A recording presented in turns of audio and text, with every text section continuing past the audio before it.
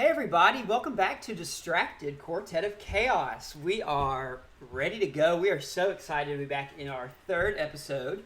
We're going to talk about 1940s Fantasia. Was it 1940 today. On the dot? Yes, yep. 1940 on the dot. Same year as so Pinocchio. We're going to be, Really? Pinocchio was the beginning of the year. Fantasia was the end of the year. That is fascinating to me. I thought they would have a lot more time this early. No, because Pinocchio came out in February and Fantasia came out November 13th. Adam's birthday. I did not actually know that. Yeah, no, November 13th is my birthday. That's fun. Yeah, so we're really excited and pumped to go through Fantasia. It is going to be a weird episode because Fantasia's a weird movie. Weird. But we're really, really excited to go through it. So let me give you all the rundown of Fantasia. So it was produced by Walt Disney and Ben Sharpstein. So those are our two producers. Story writers, the people, words, Aaron. Our story directors are Joe Grant, and I can't read my handwriting. I think I wrote, it's Dick Humer, maybe? It looks like I wrote like Huemer. I don't know. Sorry, I can't read my handwriting. So those are the storyboards. Directors. So there is 1, 2, 3, 4, 5, 6, 7, 8, 9, 10, 11, 12 directors on this movie. And per Adam's request from our last episode, which I'm going to promote ourselves. If you haven't listened to our Snow White and our Pinocchio episodes yet, you totally should. You better hop on. They're a whole ton of fun. Yeah, it looks like humor. Huemer. Humor. Okay, great. So I can read my handwriting. Yeah, you will probably like me better in the Snow White and Pinocchio episodes than you will this one. Oh, do I have competition for Wet Blanket? You might, sir. I think that can be said about all of us, kind of. We're wet blankets when we choose to be. So on the previous episode, Adam requested that I get more in-depth research on the directors because I had like 8 names for the Pinocchio episode that were just listed as director, and so I was like, I have no idea. So I did. I looked into it more, and I found out what each of these 12 directors' jobs were. Okay. So you're welcome, Adam. Thank you. I do appreciate that. So first of all, first-time director Samuel Armstrong, who was the director for the Toccata and Fugue and the Nutcracker Suite segments. Which one was the Toccata and Fugue? Is that the very first one? The first one. Okay. Mm-hmm. The one with like the silhouettes of the players. James Alger, who was one of the directors for the Sorcerer's Apprentice segment. Returning from directing for Pinocchio, Bill Roberts, who was one of the directors for Rite of Spring, which was the dinosaurs. Paul Satterfield was another director for Rite of Spring. Ben Sharpstein, who was one of the two producers, along with Walt Disney, and also was a director on both previous movies, Snow White and Pinocchio. So he's a big name right now. Okay. He was a director for the Meet the Soundtrack segment whenever they had the cute little soundtrack character that was just the thin white line. Yeah. It was basically, it was like an animated version of Audio Levels. Mm-hmm. And then, along with Ben Sharpstein, returning from Snow White, David Hond, he was a director on Snow White, but not Pinocchio. He also co-directed Meet the Soundtrack. Returning from Pinocchio, Hamilton Luske was one of 3 directors on the Pastoral Symphony segment, which is all the centaurs and stuff. And then joining him were Jim Handley and Ford Beebe. They were also Pastoral Symphony directors. And then returning from Pinocchio are 2 more wonderful directors.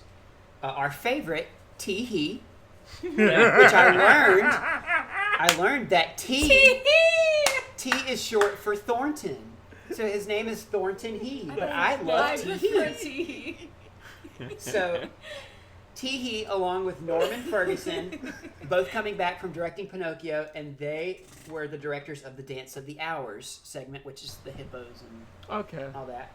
Yeah. And then finally, having directed in both of the previous movies, Wilfred Jackson, who, if you are a fan of the Disorder podcast, he is a huge running joke throughout their podcast. So if you came to us because of them, you know Wilford Jackson already. He was the director for the Night on Bald Mountain / Ave Maria segment. Okay. And he also was the stand-in for Chernobog. They made him take his shirt off and take pictures so they could figure out what the human anatomy looked like. Which is why he's such a big running joke on the Disorder podcast. So, Bro must have been a unit! He must have No, he was scrawny, actually. Oh. He was scrawny. Because that's one thing I actually mentioned was that Chernobog, he had like pecs. He did. Yeah, They were Chernobog square. is like drawn like he is huge, like Dwayne the Rock Johnson or something, like bodybuilder. They must have some kind of weight set in hell because. Adam just made me spit up my coffee. Thank you, Adam. You're welcome. This is where I would start taking over to let you recover, but then this is still your part, so yeah, go on. No, it's okay. So those are our 12 directors. You're welcome. I did extra research for you. Let me see. A couple other things that y'all asked about. I know a couple days ago, Abby was asking me when we were watching it, she wondered how many animators had to work on it, and I figured it out. Because it seemed like a really big passion project. Like, Yeah. a lot of animators probably had their hand in that. It took over 1,000 artists and technicians to make this movie. Wow. Over 1,000? Over 1,000. And Oh my gosh! over the course of the movie, over 500 animated characters are shown. Okay, because when you think about it, there's lots Yeah. of... Yeah. So I've talked about, if you've listened to either of our episodes so far, I've mentioned the 9 old men who are some of the most famous animators and illustrators like ever. All 9 of them are still present for Fantasia as well. None of them did any notable animation. A lot of them have been in charge of like animating key characters in the past movies. Like Frank Thomas and Ollie Johnston were in charge of animating Pinocchio the character. None of them, there was no notable character animation, but most of them were art directors for this film. And in both of the previous films, 1 or 2 of them had been art directors as well as just animating, but it looked like a lot more of them were art directors for Fantasia, which is cool because they're like the big name animators, and this is obviously a passion. As you see in Fantasia, it's just how much they can do with animation, so I think that's cool that these legends got to help direct that. Yeah, no, it is like kind of, if anything was just an animation showcase, especially at that time, in the 40s, it was this. And so I agree, the people that started it all got to showcase this. I think that's really cool. Oh my gosh, I didn't introduce y'all. I'm the worst host ever. Okay. Here. How about instead, you can, when we get to the point where it's we're asking what we think about it, like our if we have any nostalgia or whatever the first question is, you introduce then one by one. Okay, fine, whatever. Just so we don't break up the flow. It's good to know how much you care, Aaron. I know. I forgot to mention this. If you're new here, if this is your first time listening to us, what we do as Distracted Quartet of Chaos is we're watching through all of the official Walt Disney Animation Studios feature films. And it's in very order of their telling. release date. It is very telling to our name that we forgot to mention that immediately. If I've ever told you, if you're a friend or an acquaintance of mine and I've told you to listen to the podcast, I've probably immediately stated it's called Distracted because we're all ADHD and cannot stay on topic. Oh boy. You should all be well prepared. But we're watching through all the animated movies in order of release date, starting with Snow White from 1937 and working up to present day, catching up. Which right now there's 60 movies out, but by the time we get caught up, there will be more. So yeah, because I know Strange New World is coming out within. Strange Yeah. World. I've seen in a couple months. the ad for that. It looks interesting. Yeah, and then they have Wait, is they that already Walt- have is slated. Is that Disney Animated Studio? Cool. Yeah. And then they already have slated for next year or 2 years. I think it's next year. There's another one called Wish or Wishes or something. I don't know. Something. I just saw a picture for it at the, what was it, like Disney Plus Day, D23 D23. Expo. Oh yeah, probably. I'm counting down the days for the next iconic Disney princess. I think that's what that Wish one's going to be. Did I already? Yeah, I already mentioned that this was released on what would be Adam's birthday. Okay, voice actors, because I always go over voice actors. There's only 2 voice actors in this movie. Ooh, I want to guess one. Go for it. Walt Disney is Mickey Mouse. You just stole my thunder, you bully. I did not realize Yes. that was actually Walt Disney. Yes, yeah, when for a Mickey long time. Mouse, when you see the silhouette of Mickey Mouse congratulating the conductor, who I have his name down in the multitude of notes I have somewhere. That moment is just precious. That is Walt I Disney love it. voicing him. He was the voice of Mickey Mouse for a long time. And then our other voice is our Master of Ceremonies, and that is Deems Taylor. He was famous for being it's like when you have an announcer like at a baseball game or a football game, he's always done that, but for like operas and plays and Okay. in the That- music yeah, world that's- and stuff. That's one of my notes. I'm like, I swear I've heard him narrate before. We theorized that he was the dude who did the voicing for Goofy's how-to videos. Yes, That's But- what we Oh. thought. It's but not- it's not him. it's We not looked it him. up, it's then that not. guy is I doing looked it up, he's that's a doing different that guy. An impression. He- and It sounds very much like I'm him, thinking though. the guy that did the Goofy shorts probably was impersonating Yeah, Deems Taylor I because Deems Taylor 100% has such believe an announcer voice. But because I thought it was Deems Taylor, I had to look it up, but it wasn't. He's a very powerful but gentle voice. Yeah, and I had But- forgotten to write down the name of the other guy. But yeah, so the budget for this movie was $2.28 million, which is not much.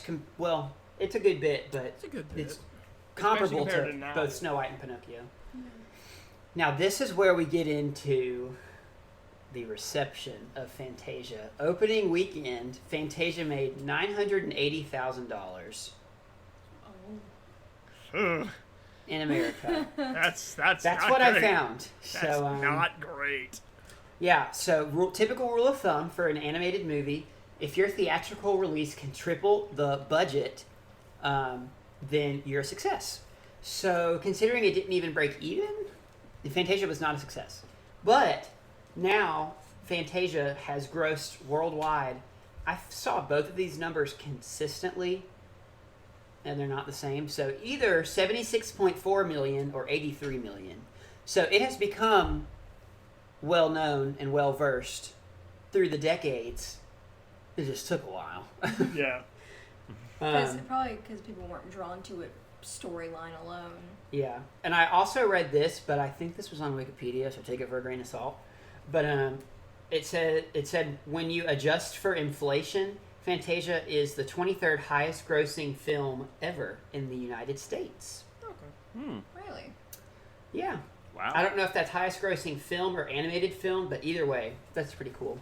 And the purpose of a lot of Fantasia was they took a lot of silly symphonies, or a lot of these were supposed to be shorts on The Wonderful World of Disney and Disney television and stuff. They were starting to get into the world of television. But the cost, and this is definitely specific for Sorcerer's Apprentice, but I think a lot of these just became a passion project because the cost to make them would have been so much more than what they would have gotten if they were just a short or a silly symphony. So they put them all together to make this grand movie. And they initially weren't going to have the Sorcerer's Apprentice in here. Sorcerer's Apprentice was supposed to be a humongous success of a short. That was their plan. But they were really worried because Mickey Mouse was declining in popularity and fame, and so many people were more excited about Donald Duck, Snow White, Pinocchio, and so they were worried that he was going to get forgotten, and he was what started Disney, obviously. So they didn't So- have time to wait for that short And to come they out. they didn't want to have to wait for the short, and they realized that all the work they were putting into the short to make Mickey Mouse to keep him alive, they wouldn't even break even on budgeting, so they put it into the movie so it would make sense with the budget. And I it worked imagine- now because Sorcerer Mickey is one of the most iconic characters ever. I So- imagine that it's that sequence that really probably drove the popularity of Oh, that's a big part of it. Fantasia. That's a Like when you think of Fantasia, you think of Sorcerer. when I think of Fantasia, I think of our VHS at the house. That all it has on the cover is Sorcerer Mickey. Yeah. But he was obviously the selling most point for this. iconic part of this entire thing. Oh yeah. They wanted to make sure that he was not forgotten because it all started with a mouse, as Walt said. He was their So, trap card. So according to the American Film Institute, they did 100 years, 100 movies poll ranking thing, and Fantasia was 58th. And then they did a 10 top 10 something, and Fantasia was 5th greatest film. So a lot of film critics call it incredibly significant. And speaking of significance, while I'm talking about people thinking that it's super important, Fantasia was selected for preservation in the U.S. National Film Registry by the Library of Congress as being culturally, historically, or aesthetically significant.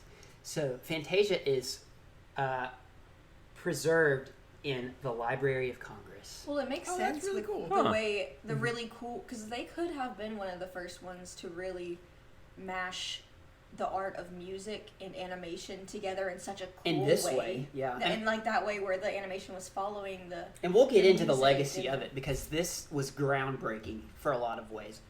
I know we're going to also view it as a movie, because it's technically a movie, and it's not super exciting as a movie, but for what it is, it was groundbreaking in a lot of ways, and we'll get into that. So I have written down a couple of places that Fantasia, I don't know why, I just forgot the name of the movie. Whatever it is that we're reviewing. That Fantasia is represented in the Disney parks around the world.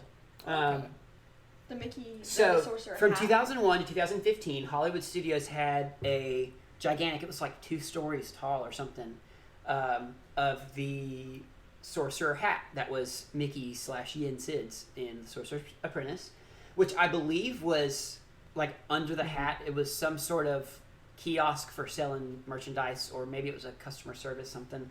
But there was a purpose under it. It wasn't just an empty hat, but that was something like that.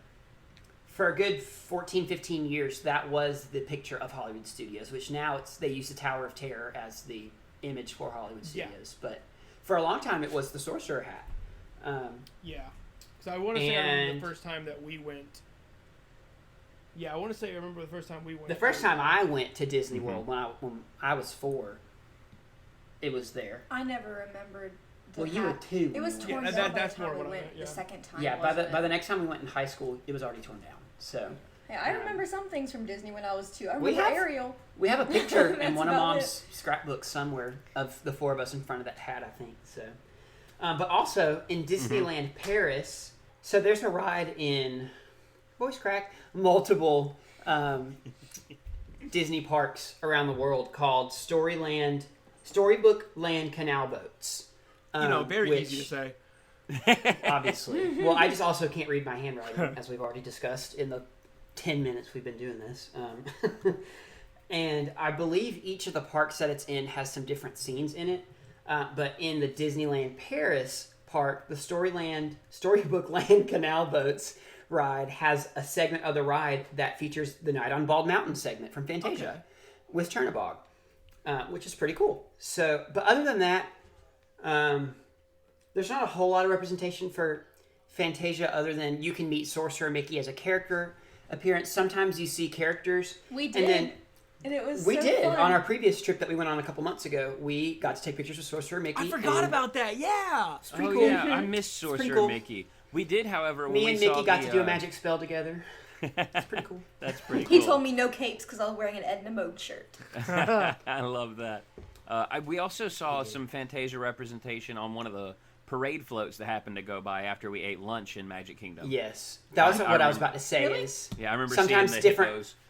parades, Oh, okay. Oh. different parades, fireworks shows, and And that was annual outside seasonal the... festivals and stuff. Like if you go in the spring there to Disney World in Florida, there's the Flower and Garden Festival. Yeah. There will be references to Fantasia characters throughout different Oh, yeah. parades and shows and stuff. And like I've seen Fantasia characters in topiaries, I think at Epcot.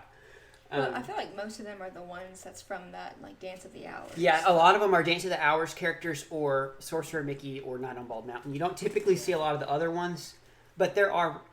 It's just because the hippos and the tutus are so They- recognizable. You can't as really Fantasia. just put, like, a dinosaur somewhere and then expect people to know that it's from Fantasia. Right. Exactly. They'll think it's from the movie Dinosaur, which we'll cover later. Ugh. But the most notable representation in Disney parks is the Phantasmic Show, which features lots of stuff from Sorcerer Mickey, from The Sorcerer's Apprentice, as well as in the different water shows that they do in Phantasmic. Yeah, Chernabog is in there, I believe.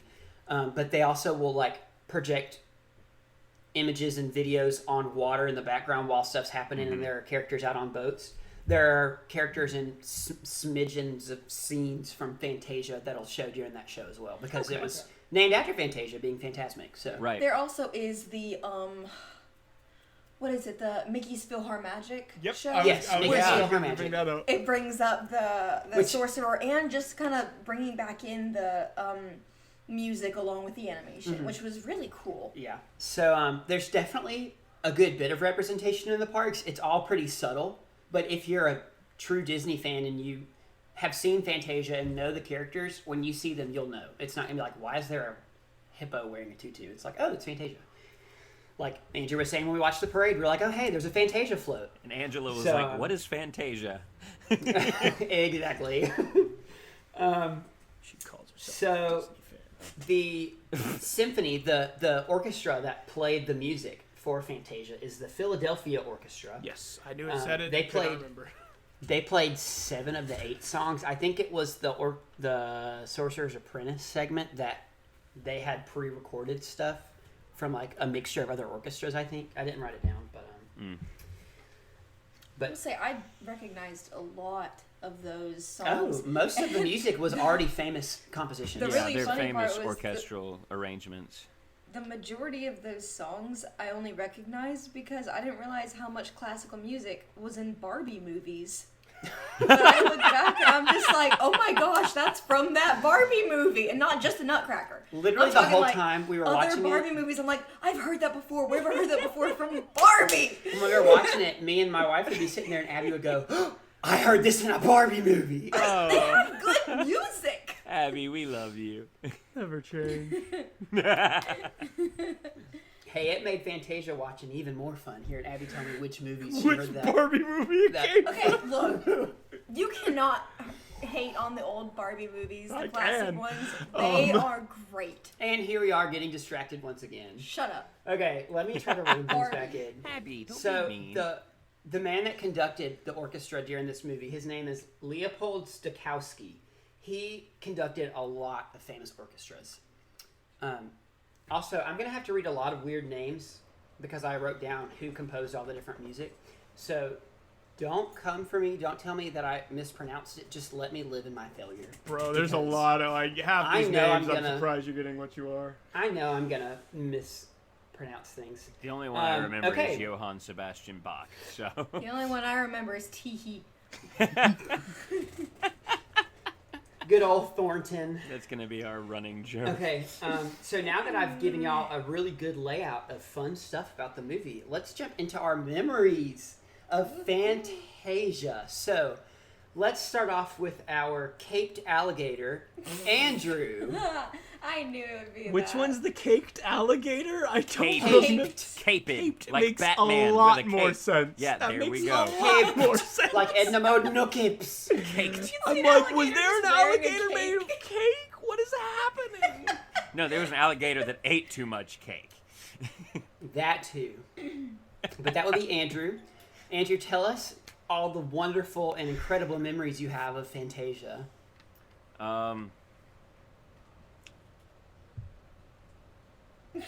How precise, Exactly. thank you. I don't have wonderful, fantastic memories. I remember watching it maybe 3 times in my life before now and forgot most of it. I remembered a few segments here and there, and as I watched, more and more came back. But yeah, this is just one of those movies that just never really had my attention much. Me being ADD, it's hard when there's not much of a plot for a movie. It's hard for me to stay focused in, especially when I could be watching Robin Hood instead. Absolutely. Okay, now we'll go to our Don't Come For Me. I literally could not figure out who Adam was. Our Chernabog I knew it. is Adam. I knew he Hey was gonna man, be you see Chernabog. those pecs? That's a compliment. Oh, my gosh. High school Adam was Chernobog. You know what? I'll take it. I acknowledge these things. Back when he was like So, an athlete. Would that make Yeah. Adam now Bacchus? How dare you? Aaron, that was a missed opportunity. I'm saying you like No, it was Smarty, man. not. What do you want from me? I was trying to be kind. I didn't make any of y'all the hippo. Okay. I really, Typecasting y'all. I Aaron, fully thought thank that I was you. about You're to- you're on my good Go list. with I'm coming for you, Andrew. Typecasting y'all as Fantasia characters I love was you, the man. hardest I'm part of just this messing with research. you. It was Because I was like, it was none of these there. characters have I names. couldn't pass up the opportunity. I hate that. I know it was you wouldn't. funny. I hate that it was funny. All right, Victory is Adam, give mine. us your memories. I have literally none. I remember Great. seeing this VHS in there, and I remember we also had Fantasia 2000 that I think I watched No. once. I don't You didn't think have we ever We had didn't have Fantasia that one. 2000. Oh I no, think- we just I had think our it was a cousins had it. huh? I think our cousins yeah. had Fantasia 2000. Okay. And then I remember seeing a bunch of commercials for it on some of our VHSs. I think Yeah, that's what it yeah. was. I don't think That's I've what it ever was. seen Fantasia 2000. I But- I had- don't know that I've seen parts of it. But I know we had this, and I never watched it. And I honestly, like looking back, I'm not surprised. I don't blame myself. Like again, like Andrew was saying, ADD child. The very beginning of this, I would have sat down for 2 minutes and be like, done. Yeah. I'll get into that in a minute. Yeah, I was about to say I'll get Sorry. I'll get into the beginning later, but Yeah, like we're I gonna have give opinions in a minute. So I have um, literally no memories of this. Even Sorcerer All Mickey, right. I knew of him. It wasn't till years later that I actually saw the Sorcerer's Apprentice. yeah, I get it. Okay, now the little baby mushroom is Abby. What? The The little baby dancing mushroom. The mushroom! The little mushroom who couldn't keep up with the rest of the mushrooms because he was so cute. Yeah. Okay, that's Abby. Abby, give us your memories, which I'm a little baby mushroom. I'm sure aren't very vast. Well, this was the second time I've ever watched it. Cause I remember watching it before, and I only remember bits and pieces. Like, I only remember certain segments. The thing that I remember the most is probably the Chernobog. Mm-hmm. And even that was very scarce. Outside of that, all I knew is that it had Sorcerer Mickey in it and a bunch of brooms. So that's about it. That's all. Yeah. And then I gave myself Sorcerer Mickey Of course you Shocking. did. because Sorcerer Mickey is such a klutz. Mickey is such a failure in this, and I'm really hard on myself a lot of times. I just feel like I would do the same thing. I'm also really lazy, so I'd be like, yeah, I'm gonna make Yeah, this let's broom make do this my broom work. do it. All right. Oh no, Also, everything just like, is oh yeah, I terrible can now. totally handle this. I can So totally do I this. didn't give myself Mickey because he's popular. I gave myself Mickey because he was lazy. All right, I'll let it slide. I'll let that one slide. That's what I figured. I want main character syndrome. Sorry. Hey, I haven't been a main character yet. Excuse me. Geppetto, Geppetto's Who's not the the main main character? character. Pinocchio is. but he is. Why would you say a Pinocchio is the main main character of Pinocchio? Gee, I wonder. So my memories of Fantasia, this was the second time that I ever watched this movie. I mean, I may have seen it when I was like a young child and blocked it out of my memory, but who knows?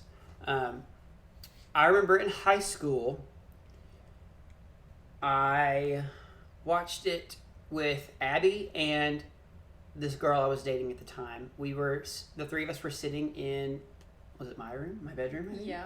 And we owned this on VHS. As I say every episode, we owned so many of the Disney movies, so you'll hear this. There were very few. This we is didn't probably own on the VHS least for a open. long There's time. probably more that we didn't own than we think, but Probably. but there's a lot that we have. Well, now that so- we're open up to the streaming services of the entire Disney library. Yeah, but we own most of them on physical copies. So we had this on VHS. By the way, thanks Mom and Dad for helping us own all of them on physical copies. So I remember watching it with Abby and with my girlfriend, and then I don't remember anything from it. I mean, I remember the stuff that everybody remembers: Night on Bald Mountain with Chernobog and Sorcerer's Apprentice. But that was about it. It was like not memorable at all for me. But I know a lot of the characters and the images, and I've seen scenes from it all my life, like on YouTube and commercials and whatever. And so I knew, and I'd done a lot of research and heard people talk about it and listen to podcasts and stuff, so I knew just how big of a feat Fantasia was artistically.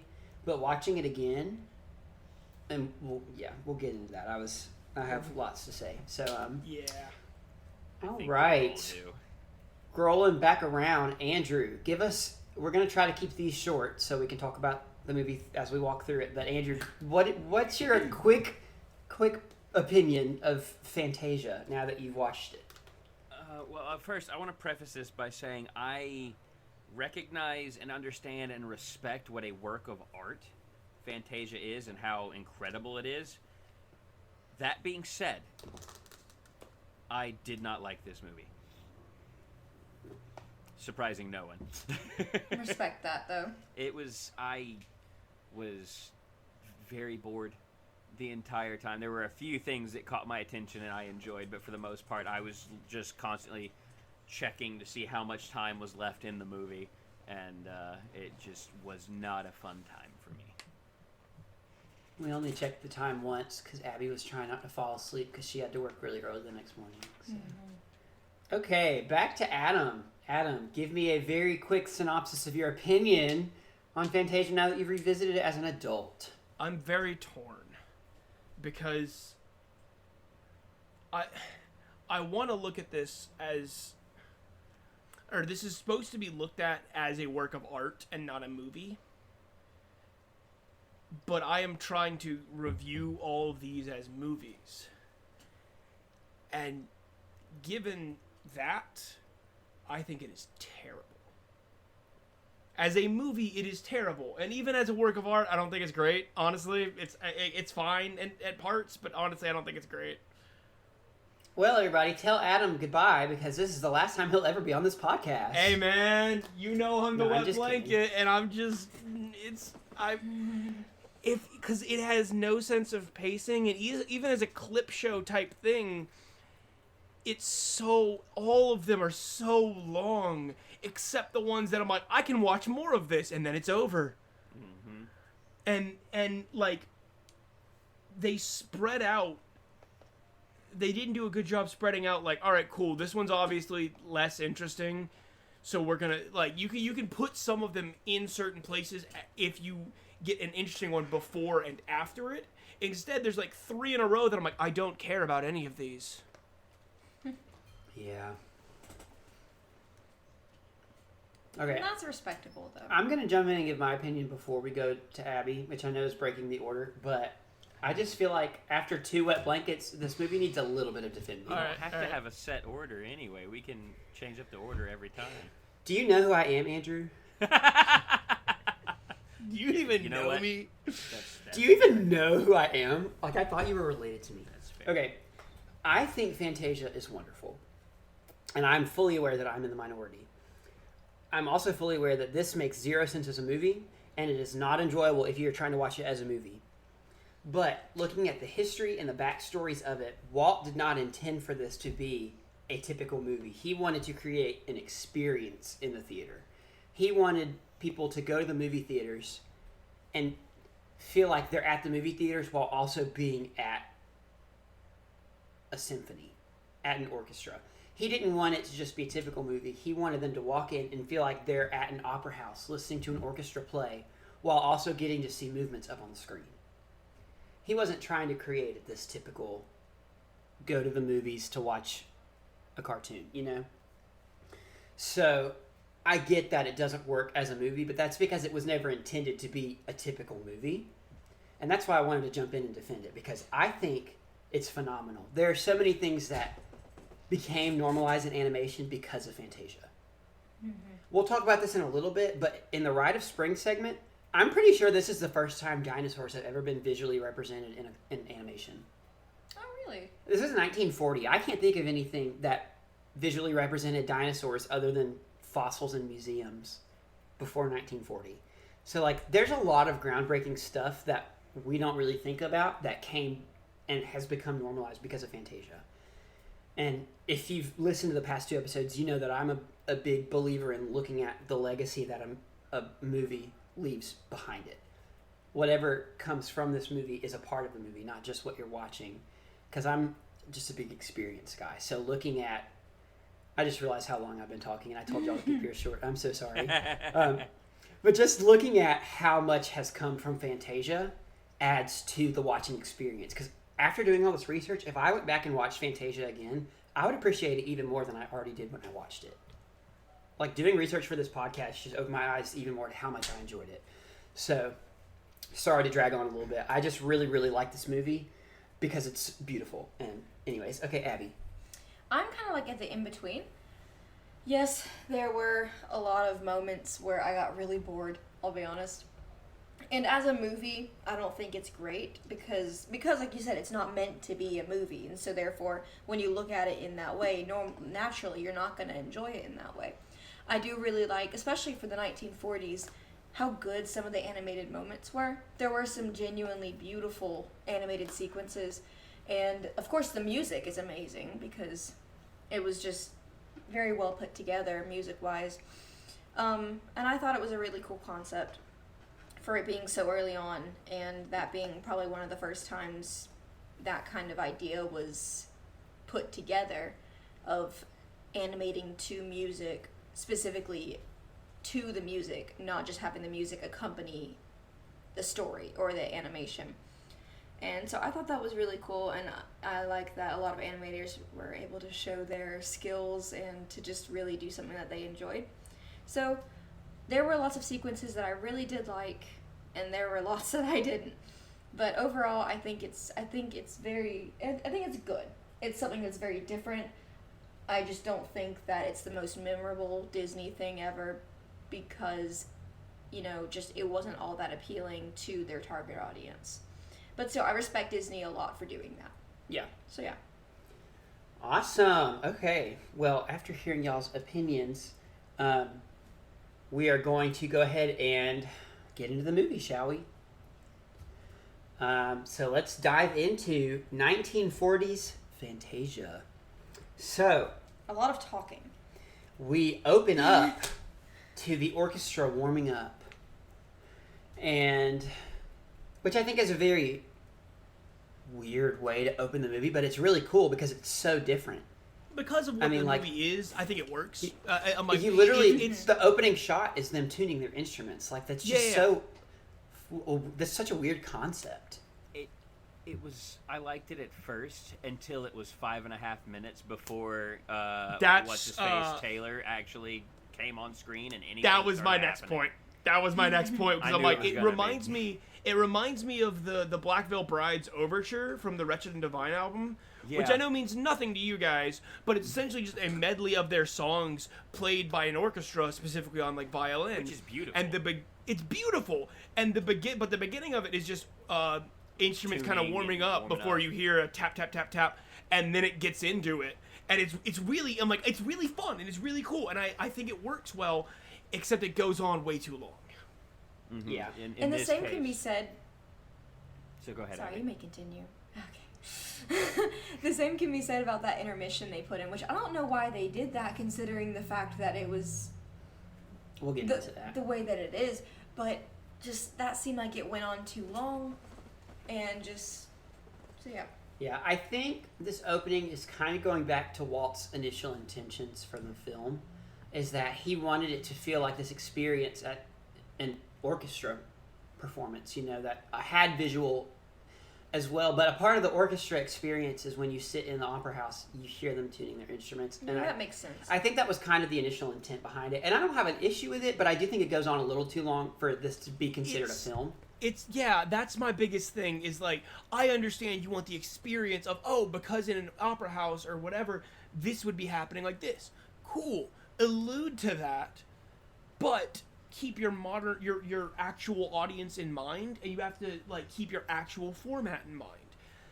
It does not work for this to do it for a minute and a half. You if you're doing it for a solid 10 to 15 seconds, cool, that's a fun thing, in the thing. But the longer it goes on, I'm like, I get it. I'm sitting here while nothing is happening. Because you're not actually at an orchestra, it definitely is a negative in this column. Like you said, part of going to the orchestra, the opera, symphony, whatever, part of that is them warming up, and that's just because it's necessary. In this case, yeah, it was a good touch, like Adam was saying. I would allow up to a minute, maybe even a minute and a half at most. But after that, this is they're not. You don't actually have to sit through them warming up because this is a film. So you could still have that and not have it go as long before getting to the actual event. And so I feel like that actually takes away from the experience a little bit. Yeah, there's a way to be able to achieve a certain feeling for this without it ending up like, okay, this is like too much. Yeah, it's like recreating it to a fault. Yeah. Like keep the best parts of both sides. Right. Like getting the experience of the theater while also the Benefits of film. Yeah, of the film and like the short the there's a pacing. word. The pacing. Yeah, the pacing of a movie and just the Regardless, Deems Taylor walks out and he kind of gives a quick introduction. Well, I say quick, but he gives an introduction of if you've never seen Fantasia, it takes a little bit of explaining to understand the concept because otherwise it's like, what am I watching?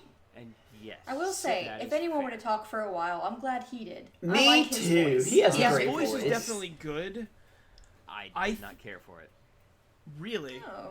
He felt too monotone for most of it. Like he was just reading a script and didn't actually care about what he was saying and what was being introduced, in my opinion. Okay. And Y'all are really competing for the wet blanket position. I Aaron, told you let us. I Okay, had some chill. things to say. I felt talked too much. I feel like this could have been an hour and a half movie instead of a 2-hour movie if you I'll shortened get into most that of later. what he said. If you Yeah, shortened no, most a of lot what of- he said, it would take a good chunk out of this movie. Yeah, this is the only Disney animated movie that reaches the 2-hour limit. Really? Uh-huh. Probably a lot of it is because of the This in-betweens. also, like, another problem I have with his narration is he starts getting into the kind of the piece. Like, he starts telling you what you're about to see and the music Yes. that's about to happen. And a lot of times, like, in the first one, I'm kind of okay with it. It takes way too long, but I'm like, sure, whatever. Because you would be really confused had he not explained that. You'd be like, what are you looking Kind of. at? But he explains the process. And I still I feel think like they were worried about people understanding the context because there was, not long after this, or maybe it was right around this time, I don't remember when, Disney had released a short of Donald Duck who had a nightmare that he woke up in Nazi Germany. And it was basically propaganda that was, I don't know the purpose of it. I should have done more research.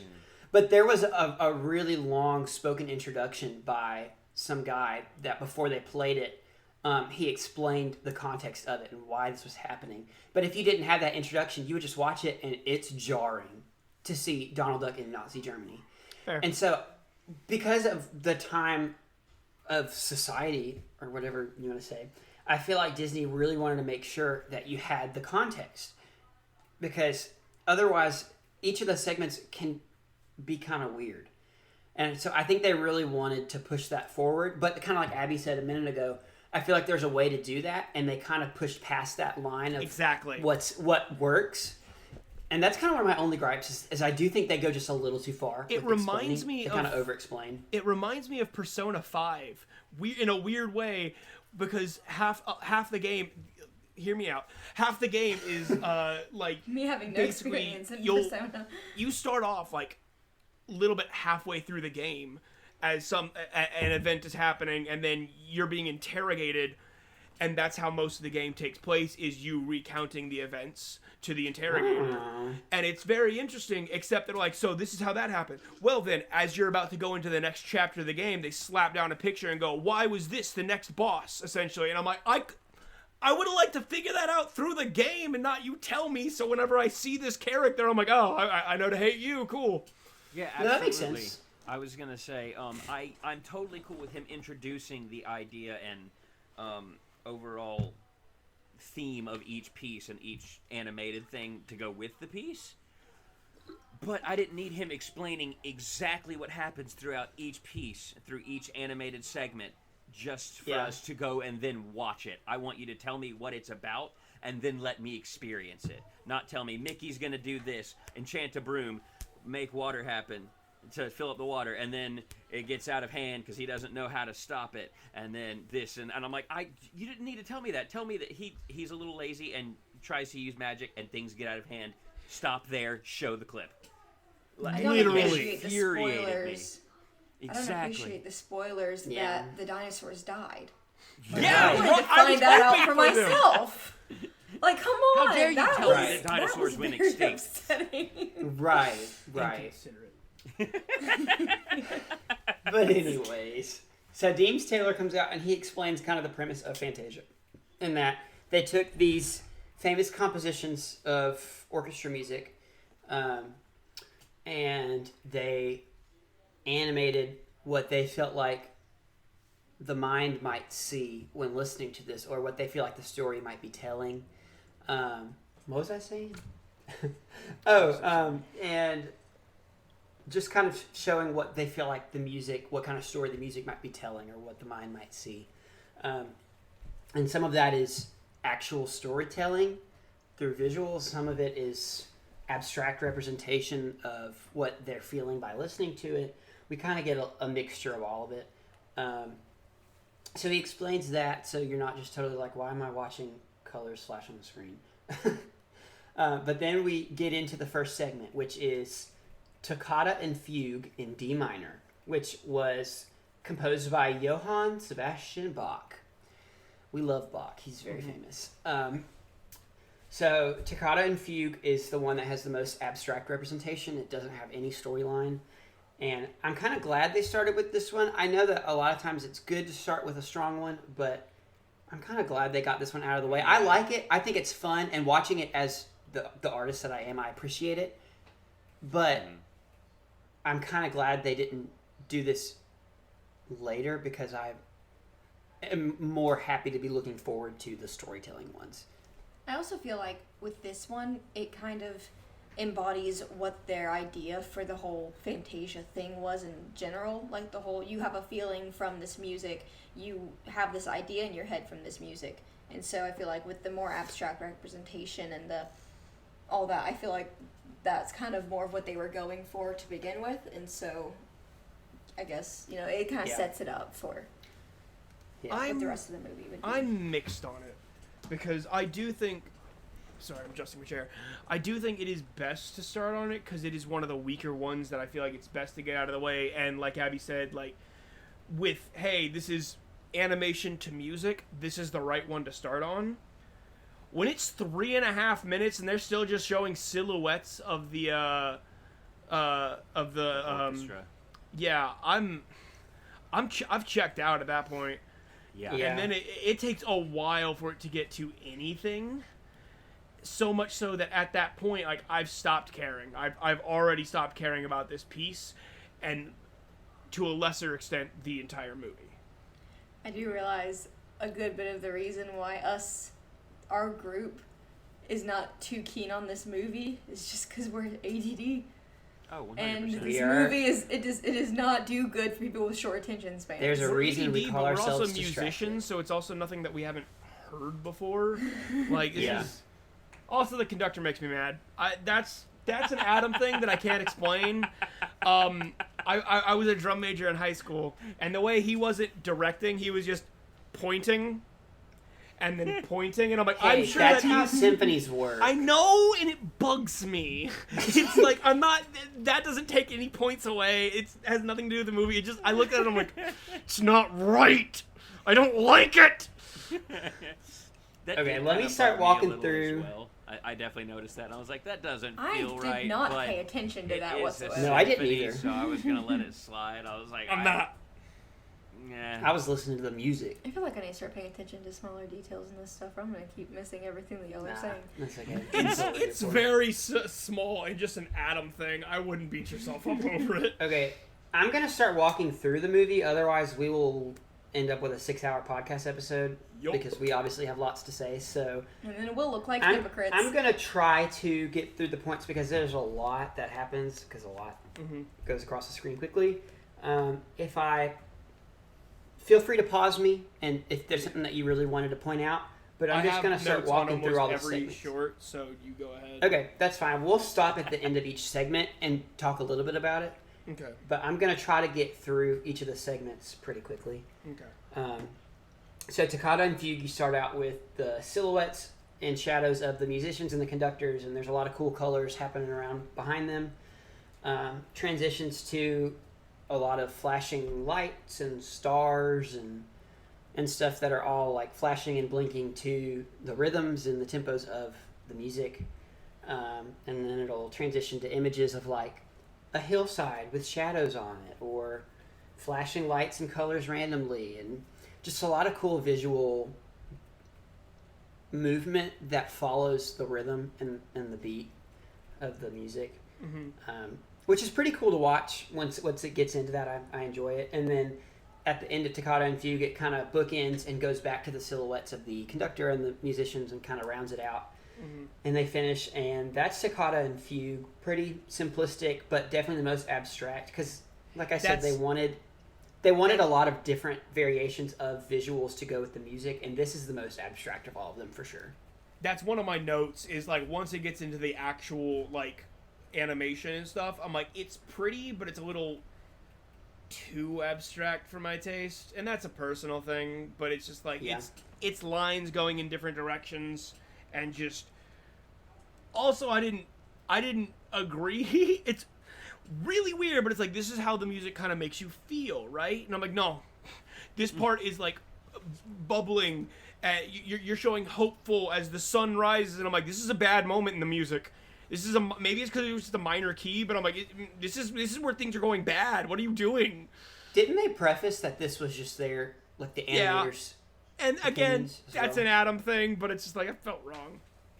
Yeah, I found throughout this entire film, there are way too many scenes of music playing, and all you're seeing are like clouds or the sky or something, and there's nothing actually going on. It's not even like there's fun shapes in the clouds or birds flying through the clouds. It's just clouds in the sky and then like rays of light coming up from behind a hill or something. And it's just too stagnant and still to go with what the music is doing.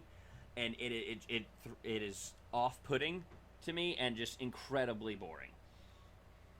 My little artist heart is shuddering. Y'all are making me so sad. I kind of get it though, because it's like when I'm all for a good, see a sunrise with the music and stuff like that. But if it's like a really, really monumental moment in the music and there's a lot happening composition-wise, musically, and you hardly see anything animation, like if you just see one thing, it's like I feel like you could add so much more to that. It's like imagine in Encanto, they're in the middle of one of the songs, like the Meet the Family song, and it's going on for 2 lines about the way the family interacts and different stuff, and you're just seeing the house.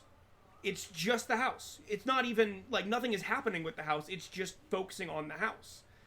It's like that's not what you need to do. But I think the simplistic stuff is pretty cool because it gets your mind moving. When I was watching this, one of the scenes was a hillside, like a sweeping field with hills, and there was a bunch of shadows on it. And my mind was revving. I mean, I immediately saw it and thought of the lyric, shadows on the hills. There's an a cappella piece that I did when I was in college. It's called Starry Night. It's about Vincent van Gogh, the artist. Mm-hmm. And there was a lyric that said shadows on the hills. And I immediately started singing that song to myself and was thinking about Van Gogh stuff. And I was like, wait, I'm watching Fantasia. And like, I know a lot of that just because I don't even remember. Because that's, I think, my biggest point is shadows on a hill moving. That's a dynamic. That's interesting. If I'm looking at the sky and I'm seeing clouds moving, that's interesting for so long. That's only interesting for so long. And then just if it's one color fading into another, the music has to be just right for that to actually really work. Otherwise, I think it's a boring visual.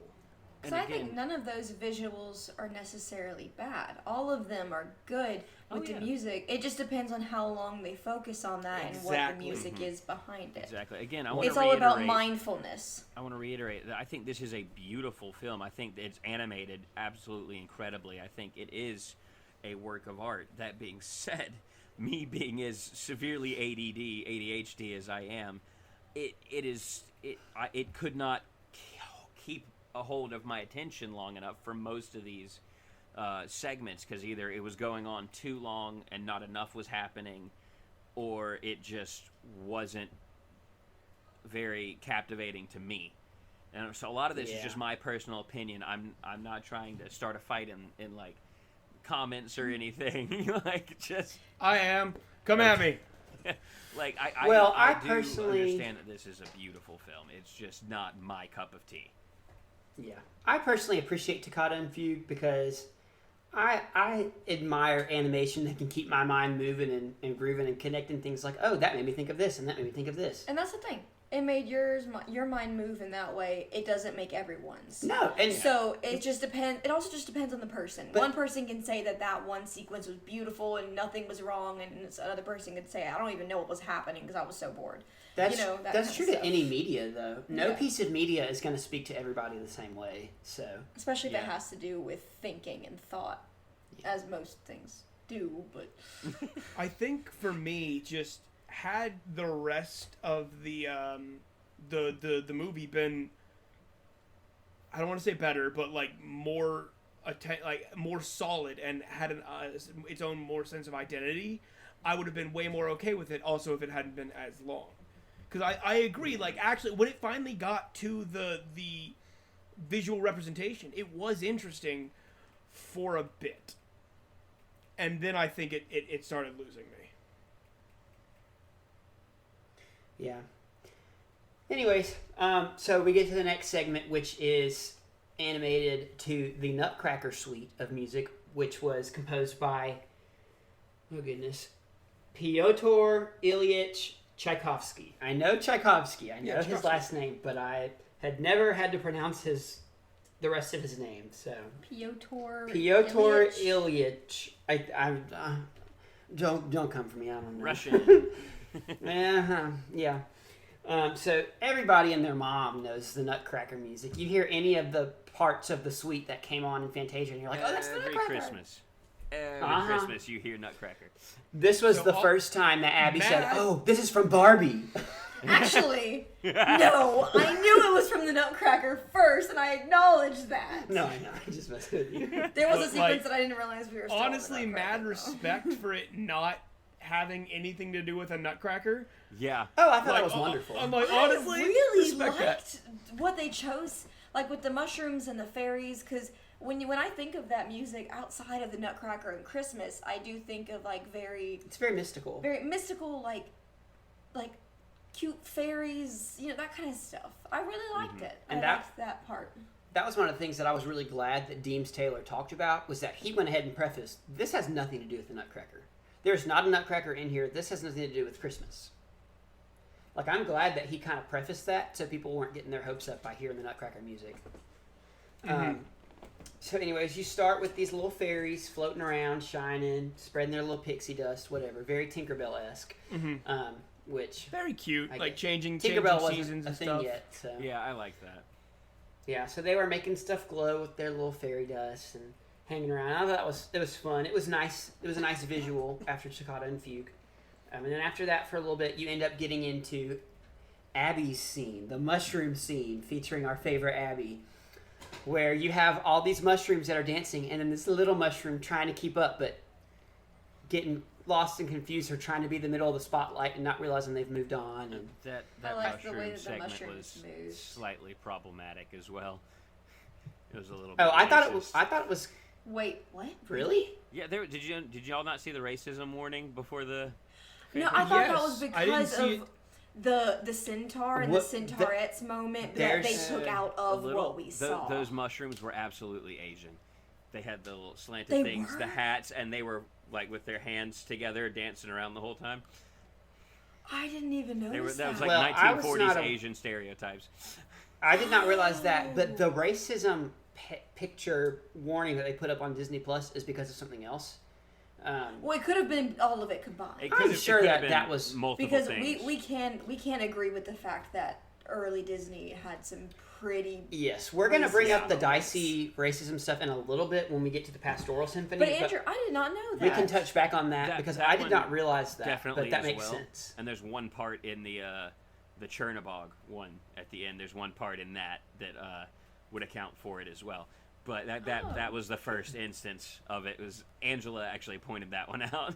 She was like, I thought of Angela during the whole got of the it. And I was Nutcracker like, Suite. What? I didn't put it together because it started losing me at the mushrooms. I hate that it started losing I me love at the the mushrooms. They were very cute, and then it kept happening. I needed a change of scenery or for a little more. It was one of movement those things to frame. where it was the same Okay, yeah. repetitive thing going on a lot. Exactly. Like So- it was Frame cute didn't bit. move, It just worked. went in circles, like, had too they many start times. had they start moving in a space, I would have been 100% down. It's great, but it's like it was very much like, all right, we are in the same frame, aren't we? All right. So Andrew's fiance is huge into cottagecore. She's very big into Yes, she anything is. mystical, magical, foresty. Shout So out the to entirety of the Nutcracker Suite, I was sitting there going, Angela, Angela, Angela. It was, just, it was like yelling at me. I was like, this is Angela incarnate. Yeah, as soon as the Nutcracker Suite started and you first see fairies, she was like, "Ooh, fairies!" I'm not surprised. Aaron, that's the part where Madeline, where your wife, she mentioned, well, she asked if it was hand drawn, and we said yes, and she was like, I can appreciate this so much more knowing that every single frame was drawn by hand. Madeline's not big into the animation scene. She has a love for 90s Disney live action movies.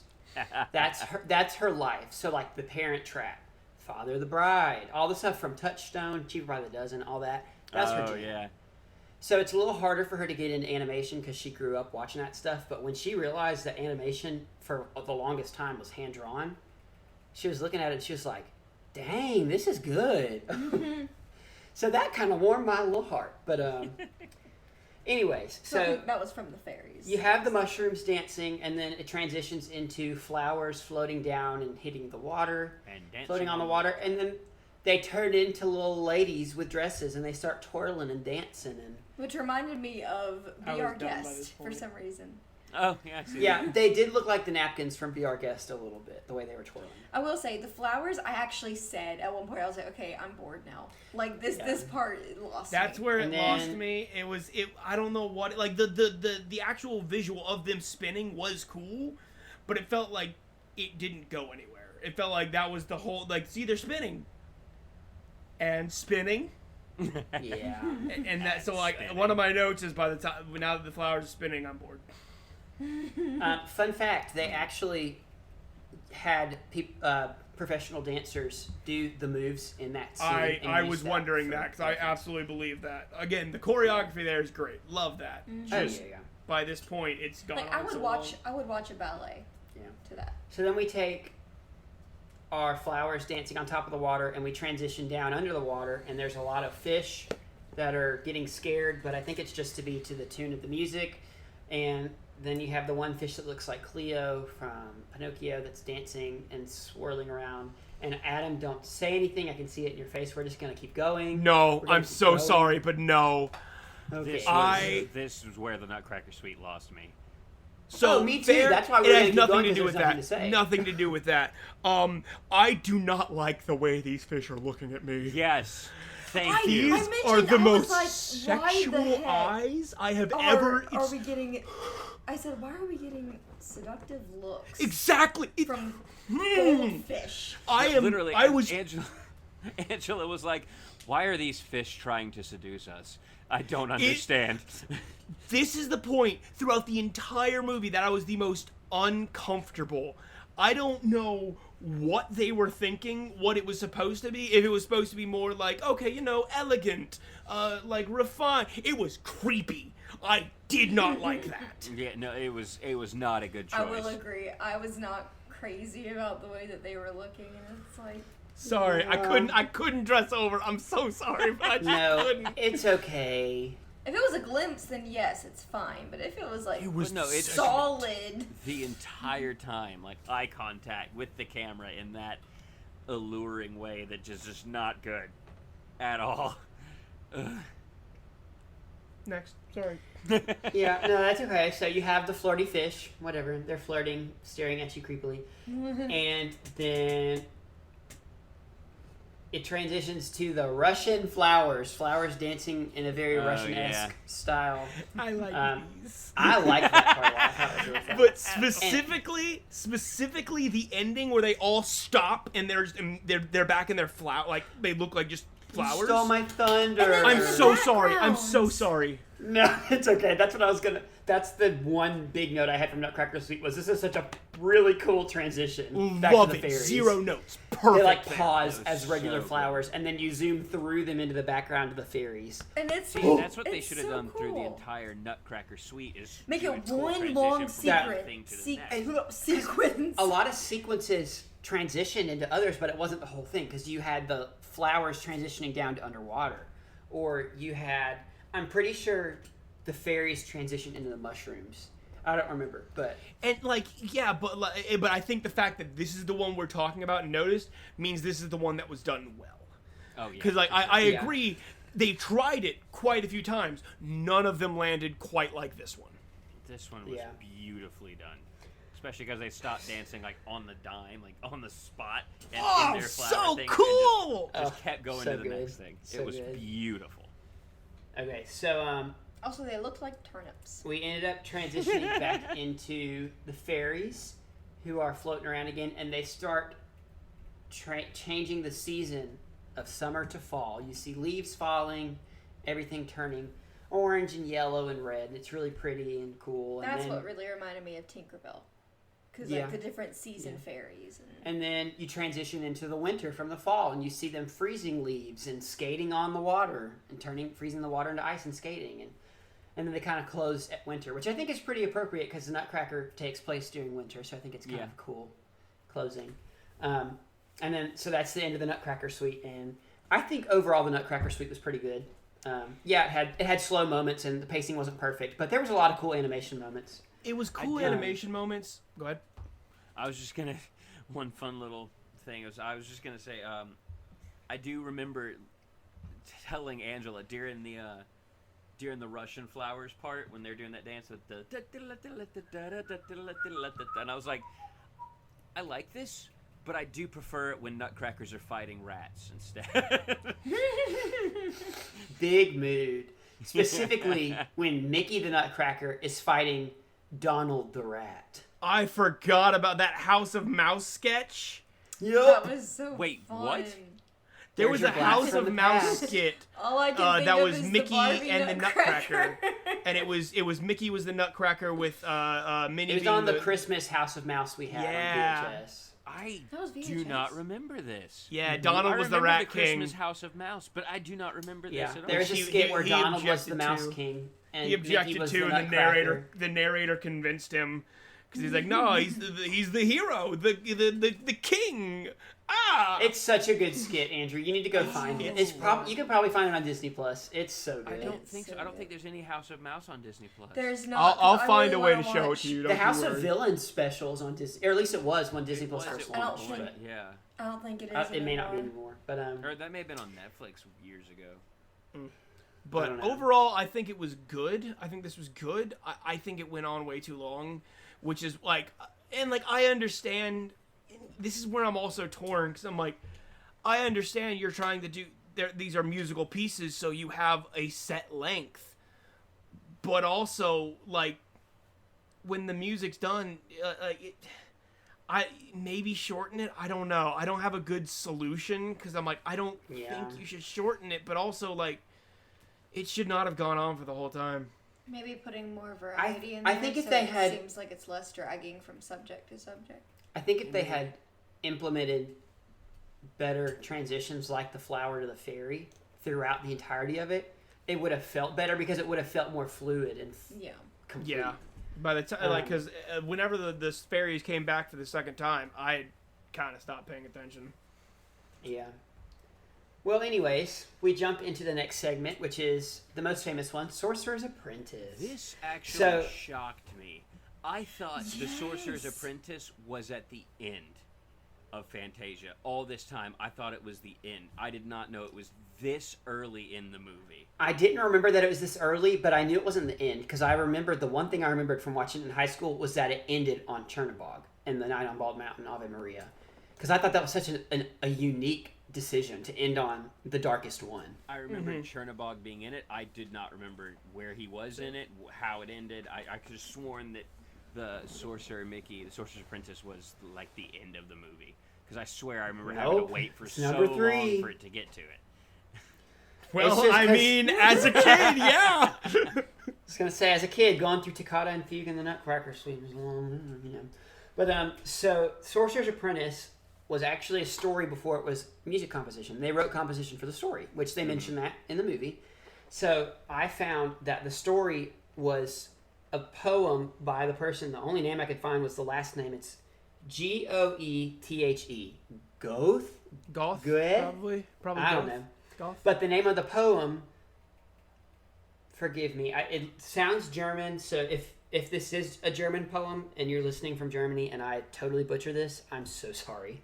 But it is Der Zauberlehrling. Der Zauberlehrling? Something like that. We're just gonna... So that's where the original story of the Sorcerer's Apprentice comes from. And then Paul Dukas is the one that composed the music. And I don't know if they had found this music and it worked really well with the story, or if he composed the music specifically for the story. I have no idea. But, yeah. So we start Sorcerer's Apprentice. You see Yensid the Sorcerer doing magic, which they never officially say his name, but the animators were subtly animating him after Walt Disney himself. Okay, I didn't know if they actually animated him after it, and that's actually they did. really fun. And apparently, That's if you really look at the fun. way he moves his eyes and his eyebrows, it's really telling of Walt. Yeah, I knew Yensid was Disney spelled backwards, but I didn't know why. Yeah, and so I think that's why he picked up the name Yensid, was the animators were calling him Yensid because they were animating a caricature of Walt Disney himself. So. That's great. But anyways, he is now Yensid, and everyone thinks that that's the most unknown fact ever, is that Yensid is Disney backwards, when guess what, everybody knows how to spell Everybody. So you see Yensid doing some magic with his little pointy sorcerer hat on while Mickey's carrying buckets of water. And then Yensid yawns and he goes to bed and puts his hat on the table. And Mickey, being the lazy bum he is, says, well, I'm going to do some magic. So he puts the hat on and I brings think it's at this point, sorry, I will let you keep going. If you look at the shadows in any part of this, but especially Mickey sneaking around and whenever the broom first starts moving, the shadows are so cool. Like, just look at the back, watch the shadows, and it is such fun shadow play. Oh, and I totally missed a note. When Yensid's doing magic, he's like, there's smoke billowing out of whatever he's doing. And at one point, the smoke, for just a couple frames, forms Chernobog. Looks like Chernobog. I was wondering! I thought it was! It's like foreshadowing. So it's like foreshadowing of the end of the movie, which is pretty cool. And then it turns into the butterfly, right? And then it turns into a butterfly, but it does take the that. shape of Like, Chernobog for a is that second. Chernobog? And then it turns into a butterfly, and I was like, oh, okay. Now it's a butterfly. Yeah. So Mickey takes the hat, and he brings the broomstick to life, and gives the broomstick arms, hands him the buckets, and shows him what to do, and gets the broom to start carrying water for him, because he's like, I'm not carrying water up and down these stairs, which I wouldn't either. I'm lazy, so... As soon as he animates the broom, I don't remember what. I'll be real, I don't 100% remember what, but in my notes I have love the lighting change whenever he animates, because I think it goes from the kind of darker, just like shadows and stuff, to like yellow background. And it looks it looks really cool. Like it becomes immediately dynamic and much more, to sound a little bit cliche, animated. Yeah, I just remember, I don't remember that specifically, but I was just really impressed with the animation. I don't know why, but in this segment, more than any of the others, I noticed the musicality a lot more. Like how the animation went with the music, like with the way that Mickey moved and the way that he was bringing the broomstick to life and everything, and it was like a lot of trills during that part. It's evident and that I noticed it a lot more. it's evident that they put the most time and effort into this one because they made the music to go with the story rather than making the story to go with the music. And And that I mean, is to its benefit, I think, because this is the best segment in the entire thing. Yeah, I was about to say, I'm not even going to wait till the Hands end. Just down. hands Yeah, down, it is I was the going to ask. best. We're going to do our favorite and least favorite segments at the end, No but need to we don't now. need to do the favorite because I think we're all in agreement It's that this is the it's best. this one. There's no competition. There's a few others that like, okay, that was actually pretty good. There was parts of that I really enjoyed. None of them can touch this. None Yeah. of them come anywhere So close. we don't even need to cover that question at the end. We all know that this is our favorite one. So, but anyway, so he brings the broom to life and gets him to do the work for him, and then Mickey goes and sits back at the table, puts his feet up, and is like vibing. He's like, "Bro, like I'm not doing this work," and he falls asleep and starts dreaming of being this incredibly powerful sorcerer. Which I forgot about this scene. This scene was shockingly beautiful to me. Same. Seeing the This water is- and the way he was moving it, and which is famous because on all the posters for Fantasia, you see Mickey on the edge of the cliff with water billowing up. Like, that's this- such a famous thing, and I had forgotten about it. This scene in any other of these, I would have criticized because I'm like, this is completely unnecessary. It doesn't matter. It's fine. But I'm like, first of all, it's beautiful. No shots against it. Second, this entire short is short enough that I'm like, go for it. Add a little bit more. Who Oh, cares? It's absolutely. great. It gets to afford to play around a little bit with something that doesn't matter, I think this is the shortest segment in the entire film as well. which is Or a at least crime. It makes feels like sense. it. It feels Yeah. like it because we're invested in it. Yeah. But anyways, he is quickly woken up from his dream because he falls He's underwater drowning. to see that the place is flooding because the broom did not know to stop. And the broom just keeps going. And Mickey tries relentlessly to stop him and cannot get the broom to stop working. And so we come to our violent scene. Mickey Come takes to an our axe. slogan. Disney loves Disney murder! loves crime! Literally in my notes is all capital murder Disney time. loves murder. I'm I still serious, haven't decided- We're going to have a Murder. T-shirt that says like Disney loves crime or Disney loves murder. See, or something. I can't decide if our slogan should be Disney loves murder or Disney loves crime. Because they do both quite well. They Crime is do. more encapsulating, but murder happens more often. So I'm like Murder trying is to the decide crime what that the more goes best with the specific one movies. that's happening more of the time up to this point. Yes, but crime happens a lot. So anyways, I wrote that in all caps was Disney loves crime because Mickey very violently takes an axe and completely and utterly destroys this broom, chops him up, smashes him. Goes. Demolishes. So Demolishes. this is the first. Oh, And let's that go was ahead. Let's go ahead and put this out terrifying to this. me. This is the first successful Disney murder. Yes Yeah. and no. Oh. I mean, it kind of died for a bit. Yeah. Yeah. I'll say though. Thanks for the whenever that- segue, Adam. Whenever You're that welcome. happened, my jaw dropped, and I was like, that like Oh, none of us remember scared that. me. I All- was like, okay, Mickey. All three of us, me, Abby, and Madeline, we were sitting there and we were like, oh? Did that just Did happen? he just, is he about to? And then when you see it in the shadows, we were like, oh my goodness. As soon as he That's grabbed like the axe, I was like, brutal. do it, do it, do it. He grabbed the axe and Angela goes, no. No. No. What? No. And Do she was not like, get oh my gosh. on Sorcerer Mickey's bad side. Bro, Sorcerer Mickey's dangerous on a lot of levels. You guys, I can't wait for Angela to be on an episode of this. Oh, yeah. It's gonna be great. So back to the segue Adam so perfectly set up, and then we decided to keep talking. He was only partially And dead. we It was destroyed a the successful segue. murder. He was but only kind mostly dead. Of. He was mostly dead. Good. Yes. So each of the little wood shards from the destroyed broom that He Mickey pulled so a straight up violently. Hydra. No, it's a hydra. Each of the wooden shards became its own broom, and Adam just came to a massive realization. No, it was those intense eyes as I was nodding because you're right. You just realize, oh my gosh, yes, you're right. Yes, it was kind of like, oh my gosh, yes, horrifying. As we were stalling, is everything okay? Yes, everything's fine. Sorry if y'all heard a loud crash. Something happened. Something happened with my wife in the kitchen. She says she's fine. So Okay. Either she dropped something or something fell or the cats did something. I was about to say where the cats knocked something down. If y'all listened to the Pinocchio episode, you heard me talk about the fact that my cats have the zoomies 24/7, and so we consistently just hear their little bell collars jingling everywhere. So if you ever hear bells jingling in the background, just disregard it. It's just my cats being... It's just Santa. I mean, the cats. It's just the cats being wild. But as far as I'm aware, she's okay. Everything's fine. Yeah, we're good. Okay, cool. So each of the wood shards becomes a broom. I feel like I've had to say this 5 times, but I can't finish my sentence.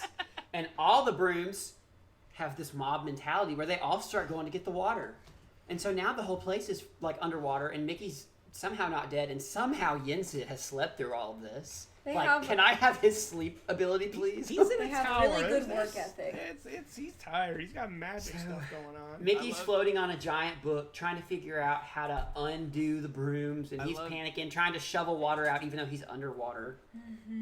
I love when after the shards first form into the mini brooms, and Mickey hears something and like peeks through the door and immediately is like like closing the door, trying to hold it closed, like no. He's like, this is not happening. This is Where's not the happening. axe? I'm Where's not the seeing axe? this. And so then finally Yensid wakes up and comes back down, and just like, it's like he's Moses from the Bible or something. He raises his hands and the water just goes away. It's like, Literally, that was quite exactly what it parted was. the water. I was like, okay. Biblical reference, anybody? So Yensid gets rid of the water, and then he looks at Mickey, and Mickey Also just does that without his hat. I would for the longest time thought the hat was the source of the power because Hey. Mickey puts it on and starts doing it, Yensid- and then Yensid's like, "Don't need it." doesn't need the hat. There's a reason The he was hat is just like an designed after amplifier. Walt Disney himself. He's powerful. That's a good point. It's Mjolnir. Yeah. So he looks at His Mickey, power. and Mickey's like, oops, my bad. And then Him sheepishly Yensid like pops handing it over. off and like, "I'm gonna go use these buckets." Yensid picks up the now. smacks him. Swat. He picks up the unanimated broom and hits him in the back, and he's like, yeah, you better go get the buckets. I love that so much. And that Mickey's closes just out like, we're Sorcerer's cool, right? Apprentice. 10 So out of 10. that's easily the best one in the movie. It's so Had good. everything Without been question. on this quality, we would be having such a different conversation. I know, right? Absolutely. So, actually, speaking of the Sorcerer's Apprentice, though, we are getting into a new segment that we're introducing. How many do we have at this point? We have a lot. They're all little segments, but this is actually going to be a big mainstay segment that our very own dear Adam Wilson will be taking charge of every week. Oh, We no. call this segment Tall Tales from Traverse Town, where Adam will talk to you about the significance of this Disney movie in the Kingdom Hearts franchise, Oh, because we're all great. very big fans It's of the Kingdom so Hearts good. games. So Adam, I actually- take us to Traverse Town. Thank you, Aaron. So, for those that don't know, Kingdom Hearts is I will end you. I will end everything you stand I'm for. so sorry. Disney I'm loves done. crime. Disney But Kingdom a Hearts war is cry. a Disney video game series essentially that mixes the Final Fantasy series with Disney worlds, and It's awesome. Basically, it's Final a whole. Fantasy is a role-playing game where you fight and level up. It's Final Fantasy. If you don't know what it is, you don't want to know. But I love and hate Kingdom Hearts. It's a whole thing. Its story is incredibly convoluted, but it holds a games special are place fun. in my heart. Exactly. And I think I'm gonna start. I actually with Fantasia have quite a bit to talk about. I'm gonna start with least significant to most significant. So I will be jumping around a bit with there'll be a few things that we haven't actually talked about yet, but I'm gonna go ahead and go anyways. So first and foremost, there is a actual Fantasia world, because you go to different Disney worlds as the main character Sora in Kingdom Hearts Dream Drop Distance, or 3D for the Nintendo 3DS. And in this game, you're traveling through dreams and stuff as a rite of passage for both Sora and Riku, his friend, to become Keyblade Masters. Half this isn't going to make sense if you don't know the game, and I'm realizing this as I talk. But essentially, they're traveling through dreams and stuff, and when I think Riku gets to the world, he finds Mickey asleep in Yensid's tower, with something kind of taking over his mind, but it's very much the scene where he's asleep and still kind of conducting. It's that, and then Riku goes into the dream, and it's a lot of it's mainly just stuff from the Nutcracker Suite, and then some from I don't remember what it is, but the one with like the centaurs and stuff. Pastoral Symphony. Yeah, that it's just kind of some of that stuff. Mainly just the worlds. But a lot of times whenever you're hitting enemies, it's different musical notes, so that's fun. And then Riku's boss is actually Chernobog, who Aaron actually helped me figure this one out. Chernobog was actually also an optional boss in the very first Kingdom Hearts game. Well, in the final mix version of that, like the Really? The HD version. Yeah, the HD version. He's a hidden boss. We didn't know that because that's not the one we played. Well, yeah. We played the OG one on PlayStation But yeah, 2. exactly. But yeah, he's been a boss twice in the series. Once as a main boss and once as a hidden boss. And those hidden bosses are always hard. Oh, and God, fear I not, remember we'll get to talk Behemoth. about Chernobog a lot. Oh yeah. But Is Chernobog other than that, in the series? That's what Adam's talking about. If you were listening, yeah, he's I'll she was getting a snack. okay, yeah, you can just you can listen to the episode when it comes out and know what I Yeah, said. go listen to Distracted Quartet of Chaos. They're a pretty cool podcast. Hashtag not But sponsored. I think they're in Kingdom Hearts 2, there's also a Disney Castle world that's like where Mickey is the king and Minnie is the queen. Has a lot of different Is that the just world Disney where it characters. plays the Mickey Mouse Club march? over and over again. I- And I like it until I had it paused or was grinding on something and it was playing in my ears for an hour. But around like some of the hallways and different things, you can actually see some of the brooms carrying water buckets around. That's a very popular Oh yeah. like reference to Fantasia is the buckets. Oh, I just remembered when I was talking about the topiaries and the Flower and Garden Festival in Epcot, the brooms are always topiaries. There's always a topiary of Sorcerer Mickey with the brooms. Okay, that's fun. Forgot to mention that. There we go. Keep going. Okay. And then the final and biggest one is Master Yensid himself is actually like in charge of all the Keyblade wielders. The Keyblades are essentially the weapons that the good guys use to fight off you, the chosen one. Exactly. But in Kingdom Hearts 2, Mickey, who is again like a king in this one, takes you to his master, who is Yensid, and then he becomes a huge part of the story in mostly just kind of sitting at his desk being like, you must find the 7th Keyblade user to Okay, Snape. I thought it's sounded more very like Chris similar. Butler. Yeah, no, both are correct.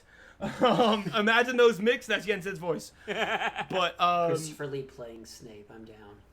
but in Kingdom Hearts 3, spoilers since this is the newest one and this is an end game thing. As you're going into the final battle with all the forces of darkness, basically a bunch of little the like grunts are like swarming you, and you have to get through so you can fight the generals or whatever. Yensid appears out of the sky, literally almost does the Moses thing, and blasts away like a whole wave of them so you can get through. And then I think there is a Keyblade that you get from the Kingdom Hearts or the Fantasia world. I don't know what it is. Symphony of which means Sorcery. yes, Symphony of Sorcery. That's what it's called. Yes. I don't I remember believe what it part of looks the like. Keyblade has the sorcerer hat on it. Probably. Would make sense. I think I looked it up, but it wasn't. It didn't look significant, so I didn't. Not noteworthy. Never mind.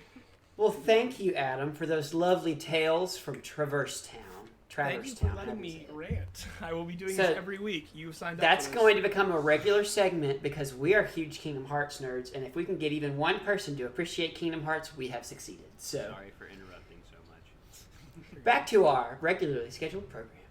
So, after Sorcerer Mickey, Sorcerer's Apprentice, you see a silhouette of Mickey Mouse come out and talk to the conductor. I love Whose that name I part. already forgot. Leopold Stokowski, which I thought was so cute. He congratulated him, and I was like, man, The Mickey. voice Oh, of that was- Walt that was cute. Disney. It's like, you're too cute. Yes, that's the voice of Walt Disney. So, then we get into the fourth segment, The Rite of Spring, which they did a lot of explaining before this one. This is essentially... yes, Adam. So I am gonna let yes, they did a lot of explaining as it was broken up, by the weirdest thing with like the chimes falling apart as they were I catching looked and that coming up. back. There was no significance to it. I found Right. nothing on that. What? See, I I thought wasn't it was sure gonna be if a it running was- gag. I wasn't sure if it was like it was just a joke they added, or if it actually happened and they If just it actually decided happened, to cut keep it out. It's I think so- it was supposed to be a joke because the only thing I found was something that it was on. There was like a road tour version of Fantasia that played, and it was on that one. So I honestly have no See, idea. I'm cool with it being a joke. You got to do it more than either like With keep different cutting him off, instruments keep or- cutting him off with different instruments, or have the chimes fall apart almost every time he's introducing something, or like for like 3 times or something. There's better ways to do that. It's just like Yeah. with that You can't one-off do it just joke, the it's once. it's not funny enough. Well, anyways, we Sorry. start the no, it's okay. We start the Rite of Spring, which was composed by Igor Stravinsky. I knew how to pronounce that one. So this one is all about the theory of evolution, starting with the single-celled organism up to dinosaurs. This is another one that took way too long. It took a really long time to get anywhere because it Once we started got to for the dinosaurs. Yes. I was It a was little fun. okay with it. yeah. Mhm. Or more okay with it, I should say. But like when it was just volcanoes and clouds for like 10 minutes, it wasn't actually Oh. 10 minutes, Gosh, but it was. I was. My note is literally whole lot of nothing. Yeah. So let me just walk through this one real quick. Yeah. You start off with space. You see a swirling blue galaxy and stars, and I have written down dots because that's what Abby wanted me to call the stars was dots. They were dots. They were dots. So there you go, Abby. That was me proving to you that I would remember what that was. She was convinced I would forget why I wrote down that note, but and then you Heck, I finally. don't even remember why I was determined for you to call them I dots. don't know. We watched it really late, so. We were so tired. You finally get into seeing the Earth all dark and empty, and then you get closer on the Earth and you see it's covered in volcanoes and lava, and it's just a bunch of lava and volcanoes and lava. Whole lot of nothing. And then finally, all of a sudden there's an ocean, and the ocean crashes with the volcano. Where did the ocean even come from? I don't know. I was really confused. God. So it's just a bunch of It's storms. like the There you go. creation God. story, like in the process of. I have no idea. I guess that was God sending the water. We'll find out. But so there's a bunch of storms, and then finally we end up underwater, and it begins the process that they talked about. And you see a lot of single-celled organisms floating around, and then through a bunch of like quick shots, you see evolution. So you go from the organism to bigger organisms to small creatures to bigger creatures to fish with legs crawling out of the water to dinosaurs. And so you see evolution. That's a big jump. They're taking their time Going from the through. organisms up to the fish, like taking a lot of time, and then suddenly dinosaurs. Dinosaurs. And so it starts off Listen, showing a bunch we of. spent enough time on the volcanoes. We gotta speed things up somewhere. They're like, let's just get through this. So they start off showing dinosaurs in the water, and then they kind of seamlessly transition up to the air dinosaurs, which is just the pterodactyls, which we decided in our loopy state of watching this at midnight or whatever, that pterodactyls should be pediatricians because alliteration is fun. So, Wait, what? do you not remember that? No. I said, look, it's the pterodactyls, and you said pediatricians. Pediatrician. Are you guys okay? It was really late when we watched this. I wouldn't take my Yeah, kids to them. I bet it was. Well, I'm watching really this sorry. segment, all I could think of was like, man, I'd rather be watching Land Before Time. There were a I couple was parts thinking like, of hey, Land it's Land Before Before Time. Time. while watching that. Y'all, Like, I'm literally sorry. Every time I we love would you, see I a love you, darling, dinosaur- but my wife has never seen any of the Land Before Time movies, and I'm so Oh, sorry to call you out like that, Madeline.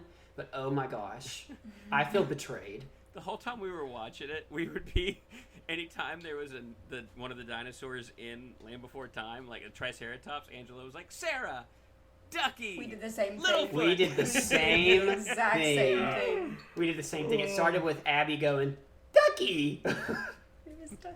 So anyways, basically what you're understanding from this is that we're all certifiably insane. And that there's a very good reason that we are called distracted because. In case you didn't put it together from the 1,500 times that we've mentioned it, we have ADD. Exactly. So, anyways, he Extreme transitioned ADD. from the pterodactyls to some of the land dinosaurs. You see them walking around, as we've said, the Littlefoots and the Sarahs and all the fun land dinosaurs. And then, I'm sorry, Nice. I dropped a thing. We enter with Mr. Stegosaurus, large and gentle, and then it starts raining, and all the dinosaurs are like, "Oh no, rain!" And then, Did you rewatch this and take notes? no, You were taking a lot. yes, girl, I take lots of notes. I want to remember. And then the T-Rex enters, Dun, dun, dun. and everybody's terrified of the T-Rex, and they're all trying to get away. But Mr. Stego, kind and gentle, was a little too slow. And the T-Rex bites the Stegosaurus, and they get into a fight. There were tail slappings, there were bitings. It was dramatic. There were other This is the dinosaurs fight of the looking on century. in horror. This was the fight of the century, but sadly, evil prevailed. I The was- T-Rex, in like 3 consecutive shots, slammed the Stegosaurus on the ground while biting him and killed him. Everybody say it together. Disney loves murder. Disney loves murder. The T-Rex killed the Stegosaurus. I mentioned this earlier, but I'm pretty sure this is the first time dinosaurs were depicted in You did. media. You mentioned. I So thought it was that's pretty brutal. cool. I'm not gonna lie. Just watching him do that, I'm like, okay, cool. But now something else. Oh, he dead. Yeah, he died. The way that the T-Rex was animated or like designed, he was kind of freaky looking, like with his eyes. He was. Mhm. Oh yeah, they He did a was. good job with that. So then somehow we transition into a big drought.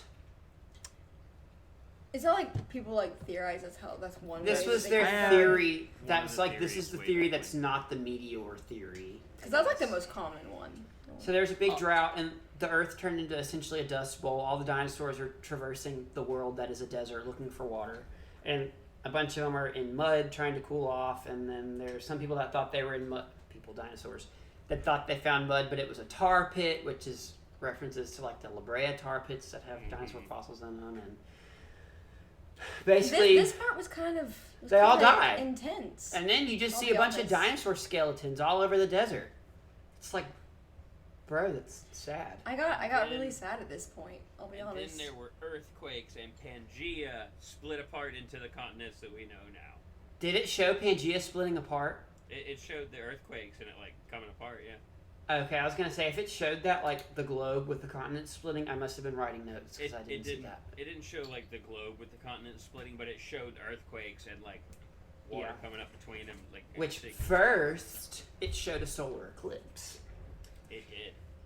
My notes, literally, I wrote eclipse, mega earthquake, floods, which End of days. I think perfectly wraps up the fact that there was an eclipse and earthquakes and floods, and Mm-hmm. Nothing go. more needed to be said Beautifully about done. that. and that's how the ride of spring ends. What a lovely and jolly note to end a segment This on, is right? this is the one that I really felt the length. I like my last note is definitely. this is still going on. This is I- the I point think- in which my wife fell asleep and slept through the rest of the movie. I can't blame her. Were I not reviewing, I would have done the same.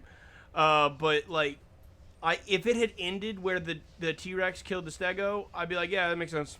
This it's still going a little long, but that's a good point. It just kept going. Yeah.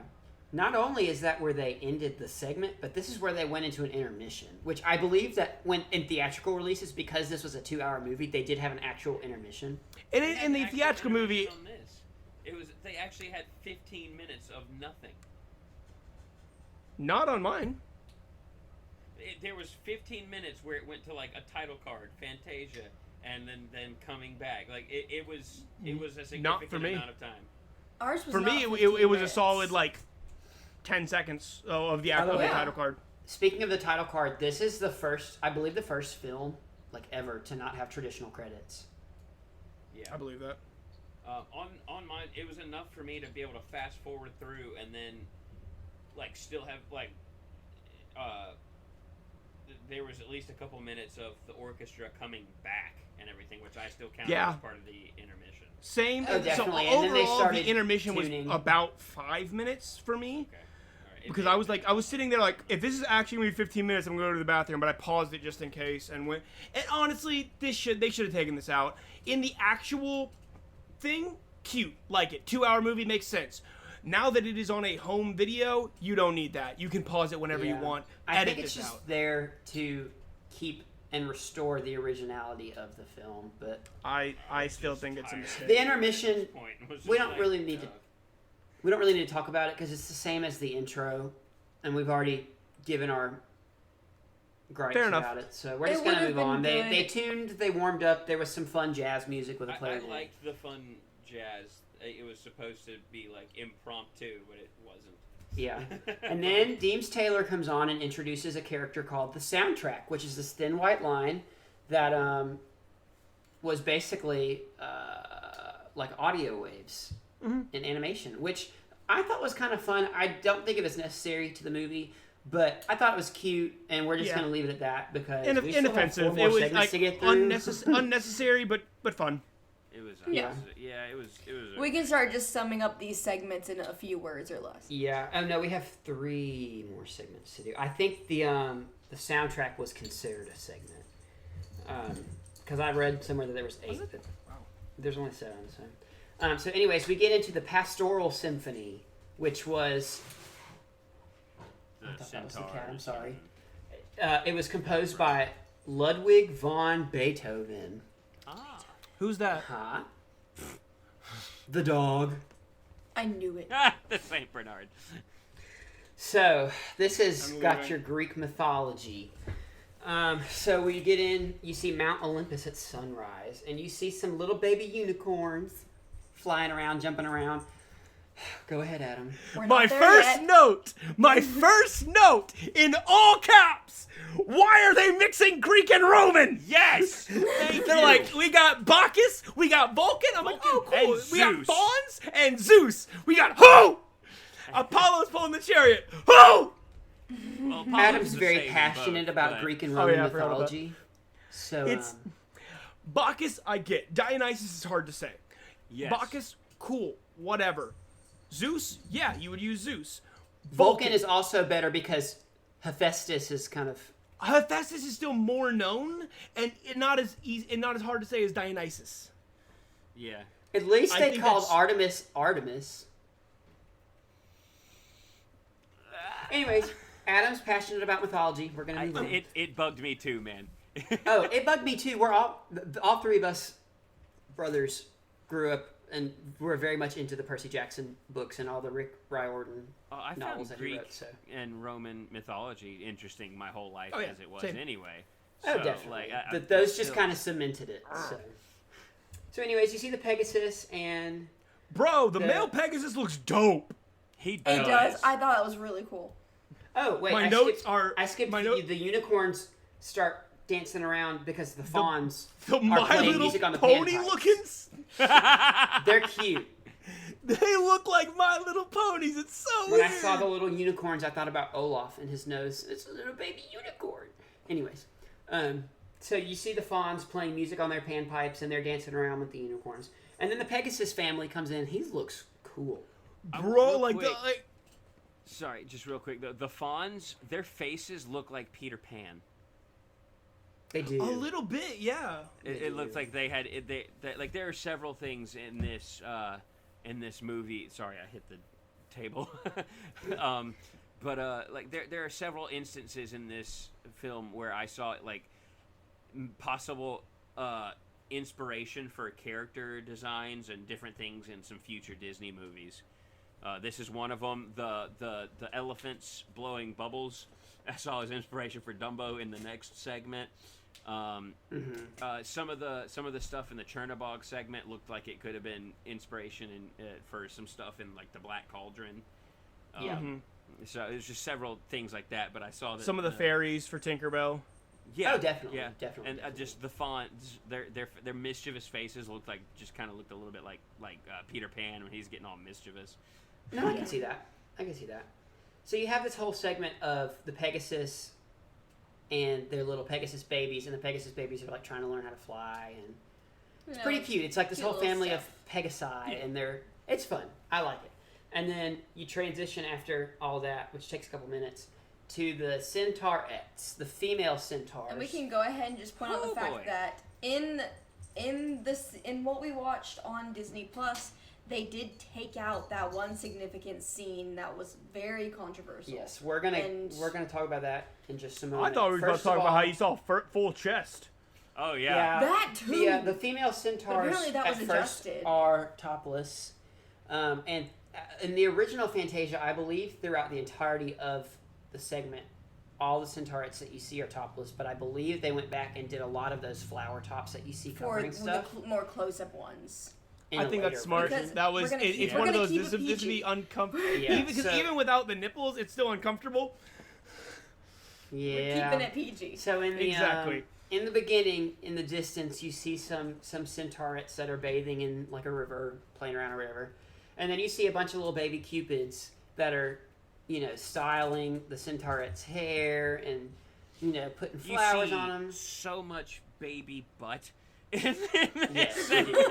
Those little cupids, you see But that's their just butts normal for all that over kind the of place. Yes. with mythology and Yeah. That's true. young. The cherubs. It's Yeah. normal to see So- that kind of thing, but it's still just like a little uncomfortable. This scene, this pampering scene, is where we have to take an unfortunate turn to a new, sadly recurring segment for a while, Racism Road. Disney, for a long time, did lots of depictions that were culturally and societally normal in the time of making.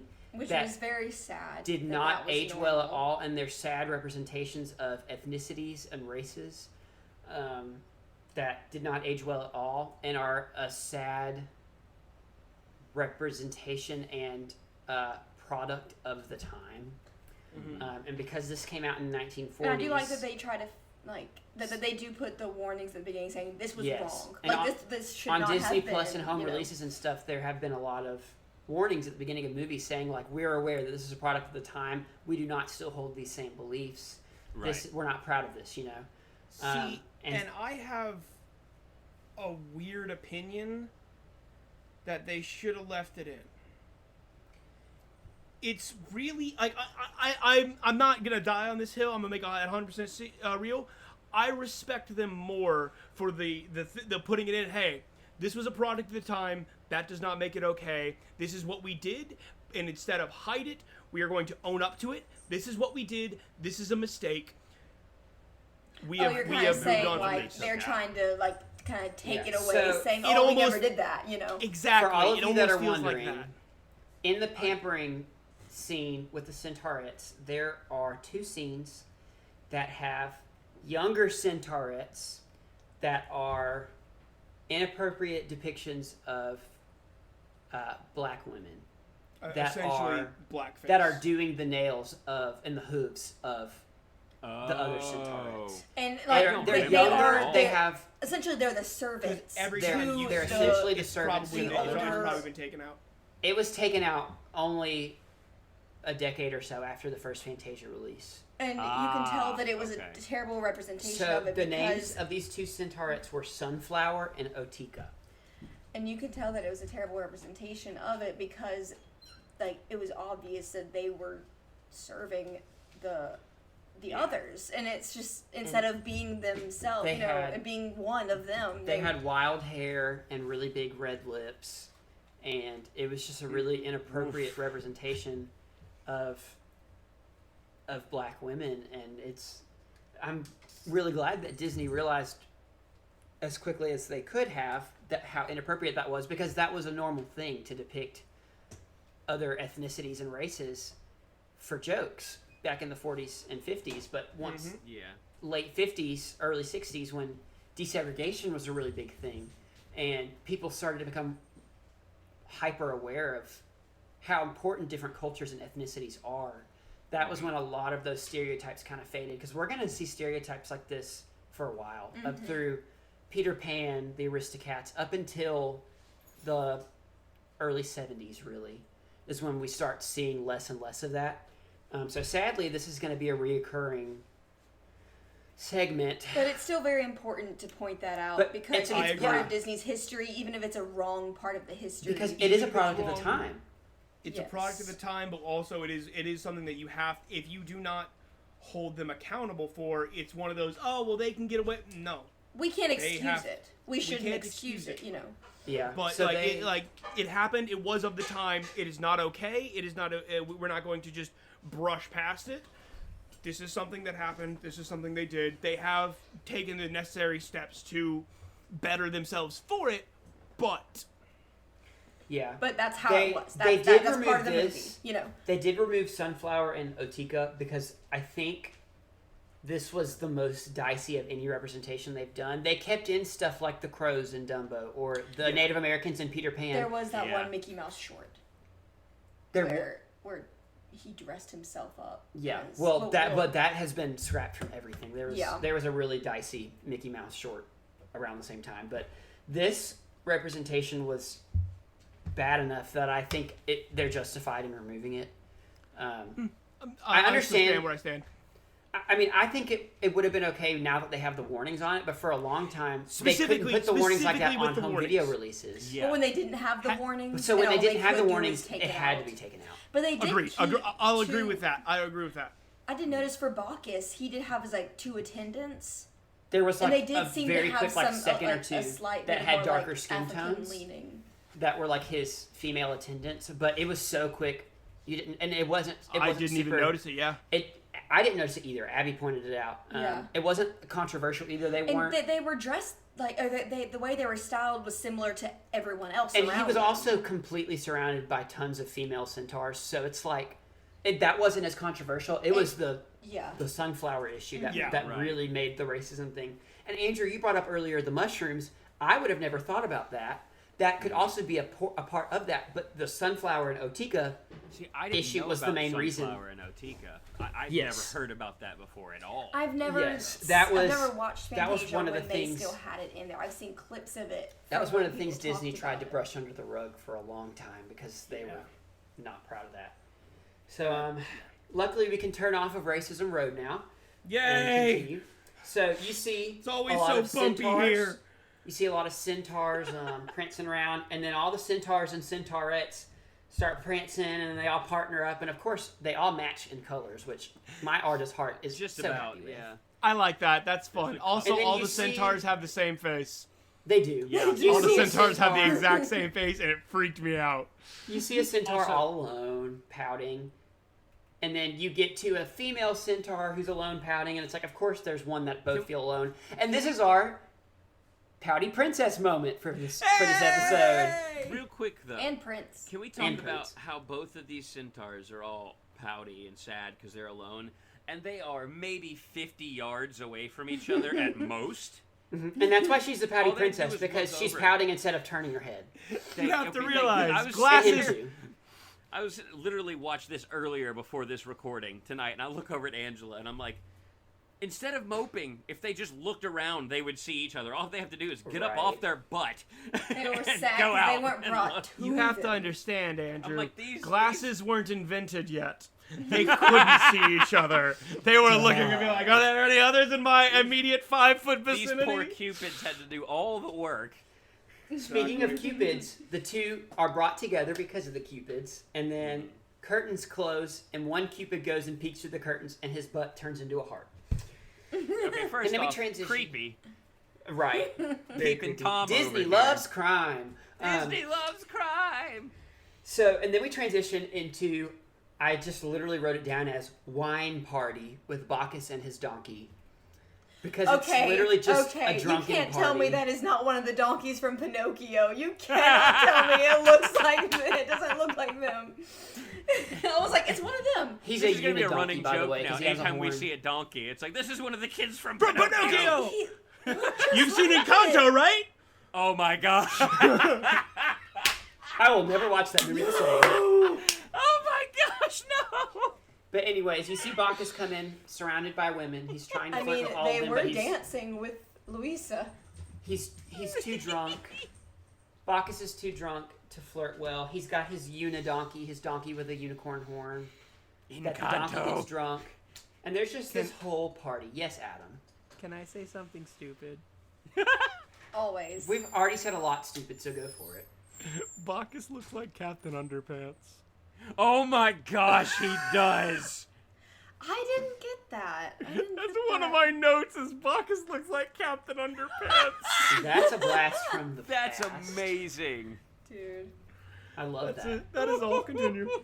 So then, enter Zeus, who just feels like being a bully for no apparent reason and starts Absolutely. This throwing is lightning. Bro, what is he doing? This is one of the things that I made prefer the the most Hercules sense Zeus. to me. You know Because historically, in the Greek mythology, Zeus He's not a needs no jerk. reason to just be a jerk and a bully. I Yeah. found this There's the So most anything- believable Zeus thing. called it.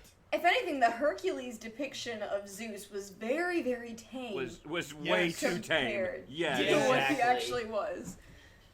Okay. But no, we had to make him lovable. Apparently. Let me try to get through Although this quickly. I will say the illustration, like the art style for Zeus in this, you can definitely it's see great. where they would have gone, how they would have gotten to the Hercules depiction of Zeus from this. It wasn't too much of a stretch. Something I Oh, will yeah. not say the same of for Vulcan. Oh my 'cause gosh. I'm like, He was wearing a loincloth. I don't even care about that. It's like, yo, this man's fairly attractive and ripped. Do you know the Hephaestus story? Where he was Right. tossed off a mountain because he was ugly? Thank you. Because, like, I don't think that's accurate, but... I don't think he's whatever. ugly. But so Zeus starts essentially playing darts with Bacchus, throwing lightning bolts at him. Everybody takes cover because it's like, raining lightning. Right. And then Zeus is finally like, okay, whatever, I'm tired of this. So he goes to sleep, He and takes then a he and nap. Vulcan just start dropping the extra lightning bolts. They're like, oh, there's one under my pillow. Let me drop it. Kaboom. Which I actually chuckled at that. I thought that was funny when Zeus went to lay down and he had to like pull the lightning bolt out from under his head. Mm-hmm. It's like, that's kind of good. So then the sun comes out. You see Iris, the goddess of the rainbow, make a rainbow, and then you see Apollo in his sun chariot. Love those. And then Morpheus flies over the land and uses the cloak of night. He's the god of sleep or something. I don't know. Yeah. He puts the world Morpheus to is technically the sleep. god of dreams, but continue. I thought that was a woman. Nah, Yeah. he's a man.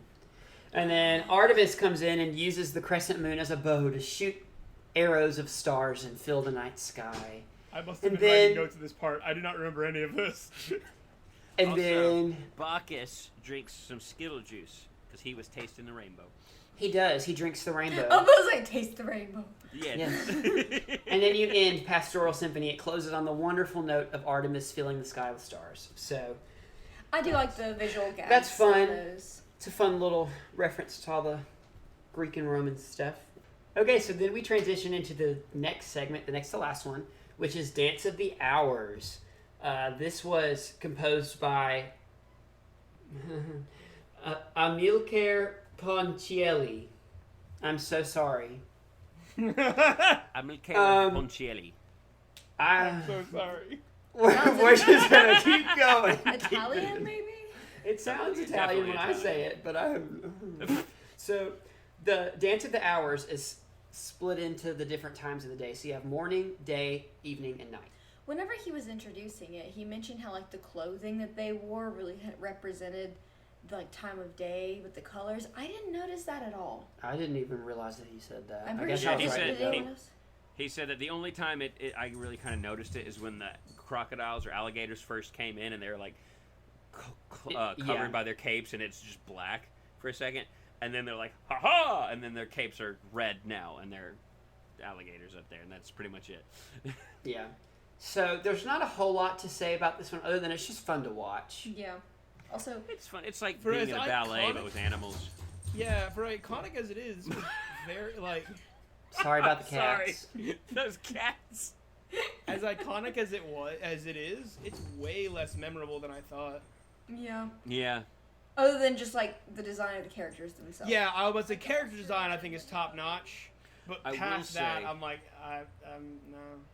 I will say when the alligator and the hippo started dancing together, and the alligator had like hungry eyes for the hippo or whatever. But then when she runs off and then comes back and leaps and he goes to catch her, that made Angela laugh out loud. She was like, "Oh my gosh!" So It was great. Is the morning section, and you have the ostriches waking up and dancing in point, doing point shoe dancing, which Abby was a dancer for a long time. I don't know that you ever did point though, did you?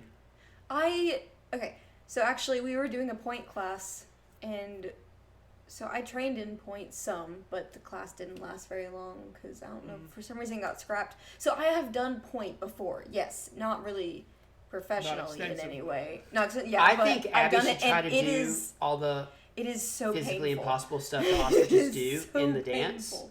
Like doing a split in midair and coming crashing down in a split. I think Oh, Abby yeah. should try that, but Oh, she yeah. didn't want to. So sorry, guys, I tried. But, I would die. So you have ostriches on point, and at one point they fight over fruit. I think all I wrote is ostriches on point, and then in parentheses fruit. So, so I assume that that's what I remember correctly. Yeah, no, that is correct. They were fighting over fruit. Ostriches And then on you point, transition- fruit. And then you transition into the day segment with the hippos and tutus twirling around. And those are probably the second most famous characters from Fantasia behind Sorcerer Mickey. Yep. Yeah. And then you transition into the evening segment and you have the elephants blowing Heffalumps. bubbles. The heffalumps. And then, which I forgot that elephants were even in that. Same. And They then weren't very you good. transition into the best part of this, the night segment with the alligators and capes. I forgot the alligators were in it too. All I remembered was Same. the ostriches and the hippos. I remembered the alligators because they had the capes and the main alligator had the cool hat with the feather.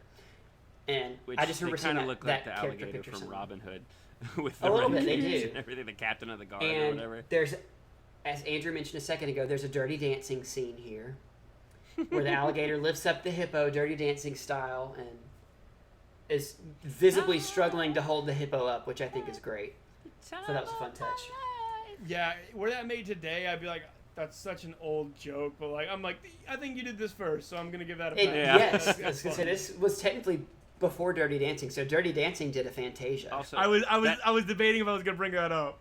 also that So alligator that's- absolutely got flattened and had to struggle to get that hippo up. But man, did he straight do up. it!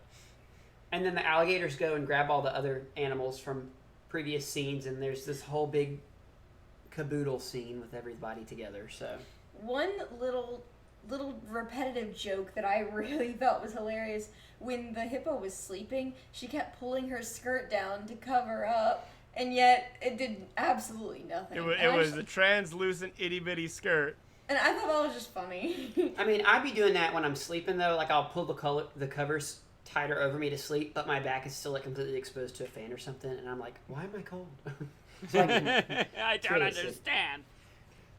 My favorite part of this was during the everybody together thing when their alligators are trying to pull out all the animals and the elephant gets stuck between the two pillars and the alligator's doing all he can to get the elephant out.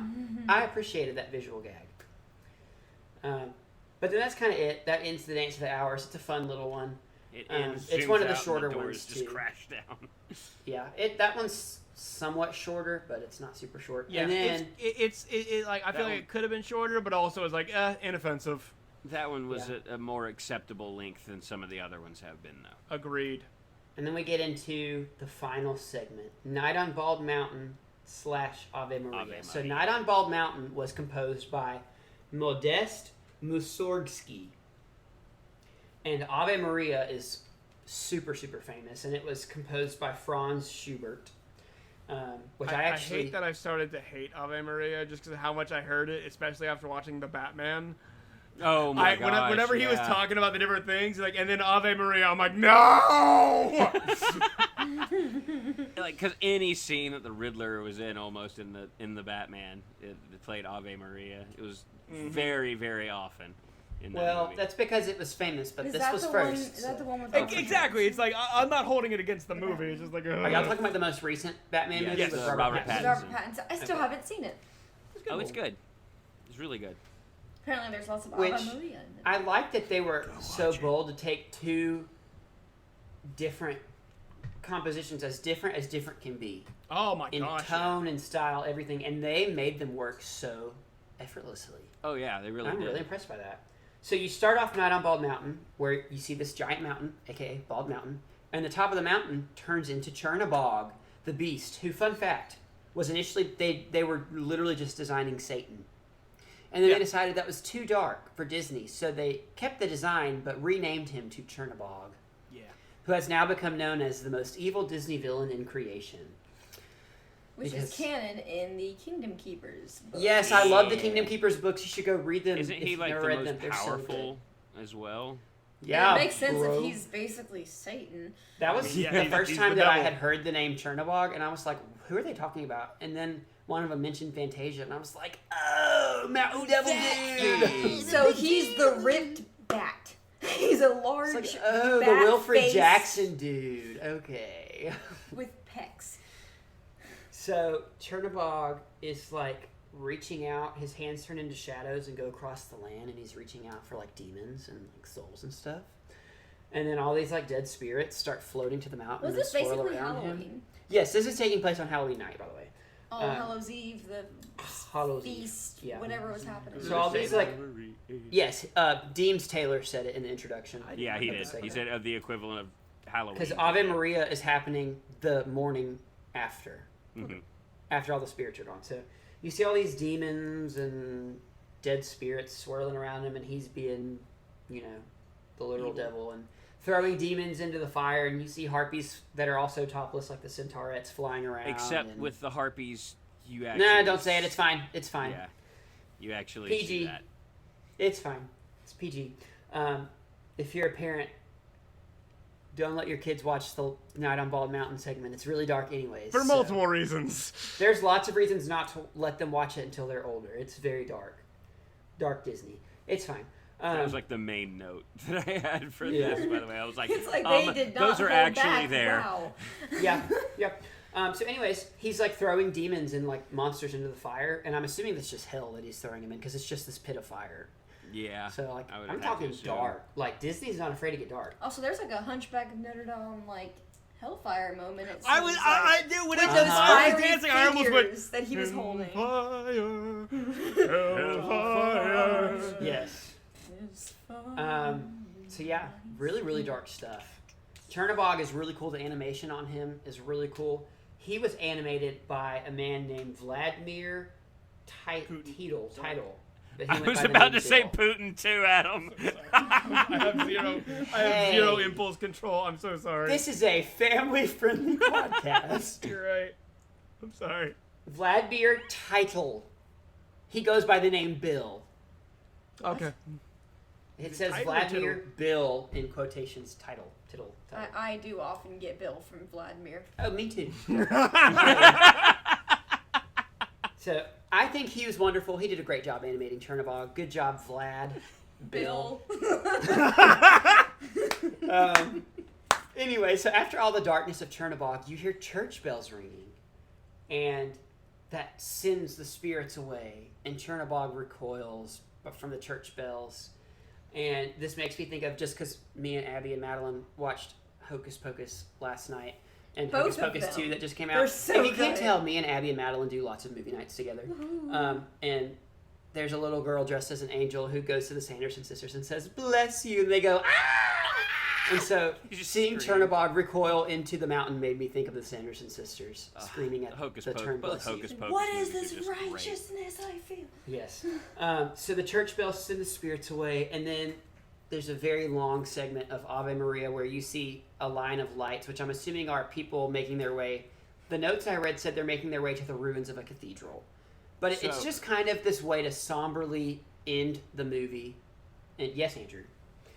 So this part came on, and it's just these people with like torches or candles or whatever walking in the line of lights and everything.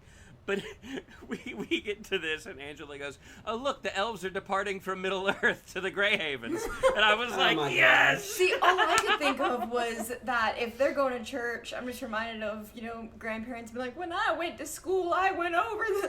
Uphill both ways in the snow, Both barefoot. ways in the snow. You say barefoot. grandparents, but our parents said that. That's all the true. time. But I can just imagine them saying, yeah, we went to church right after the devil pulled Right out the... Satan was on the mountain resurrecting and dancing dancing with fire. Yeah, we went to church next day anyway. But they're going to church because, All Hallows Eve just ended. Spirits Night just ended. And they're like, man, that was a lot. We got to go. Jesus. Jesus, yes. We need Jesus. And that is the end of the movie. You end that segment, and then you see a little bit of the orchestra, like, getting up.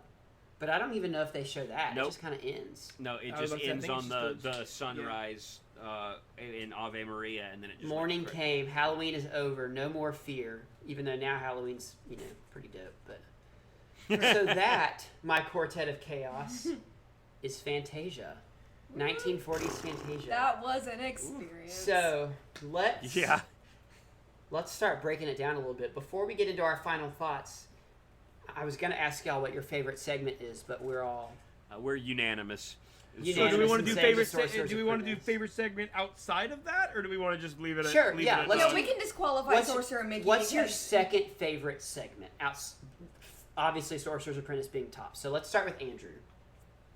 Because he watched it like 5 minutes before the podcast, so he's got the I first watched the season. second half of it 5 minutes before the podcast. Oh gosh. He was busy being a pirate. I was. I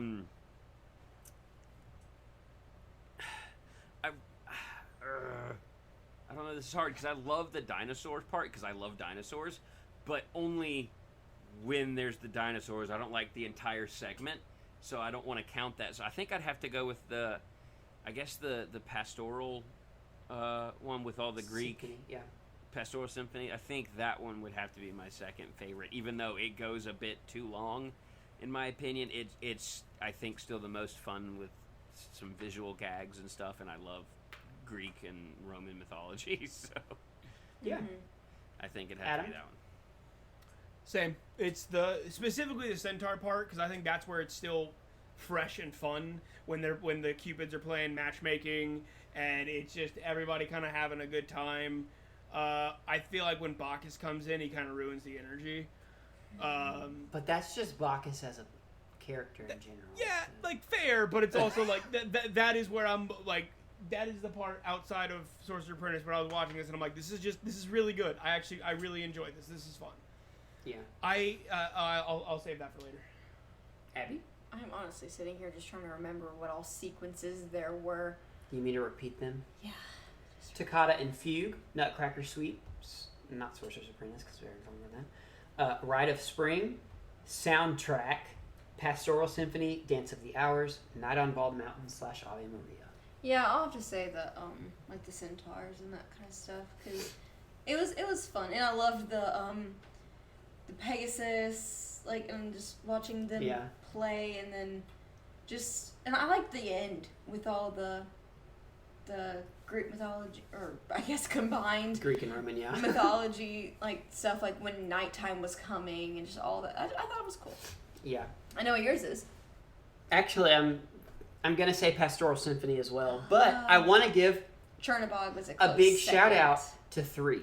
Chernobog, obviously because he's Chernobog, but really, I really enjoyed Dance of the Hours. Did not expect to enjoy it. That one was fun. And I really enjoyed the Nutcracker Suite. It was slow at parts, but hearing the music that we grew up hearing and associating with the Nutcracker, but seeing stuff so vastly different from what we associate with that music is really fun. And I just really appreciate all the detail that went into that too. So I want to give a shout out to those, and of course Chernobog, because Chernobog's the I man. think that one had the most potential. I think so that too. It didn't quite deliver on. So I understand. I agree. It could have been great, and it was one of the ones that I'm like, you know what? It's nice to see something that's not the same thing we've always seen, but yeah. Adam, what is your favorite character in the movie Fantasia? I feel like we're gonna have a similar issue. I'm not gonna count Sorcerer Mickey, because he's how he is. I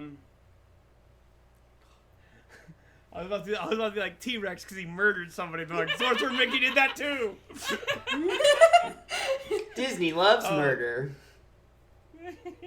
As much as I talked about him ruining the vibe, I really enjoyed Bacchus. So either him or the dancing alligator, even though I had half zoned out at that point. Gotcha. Andrew.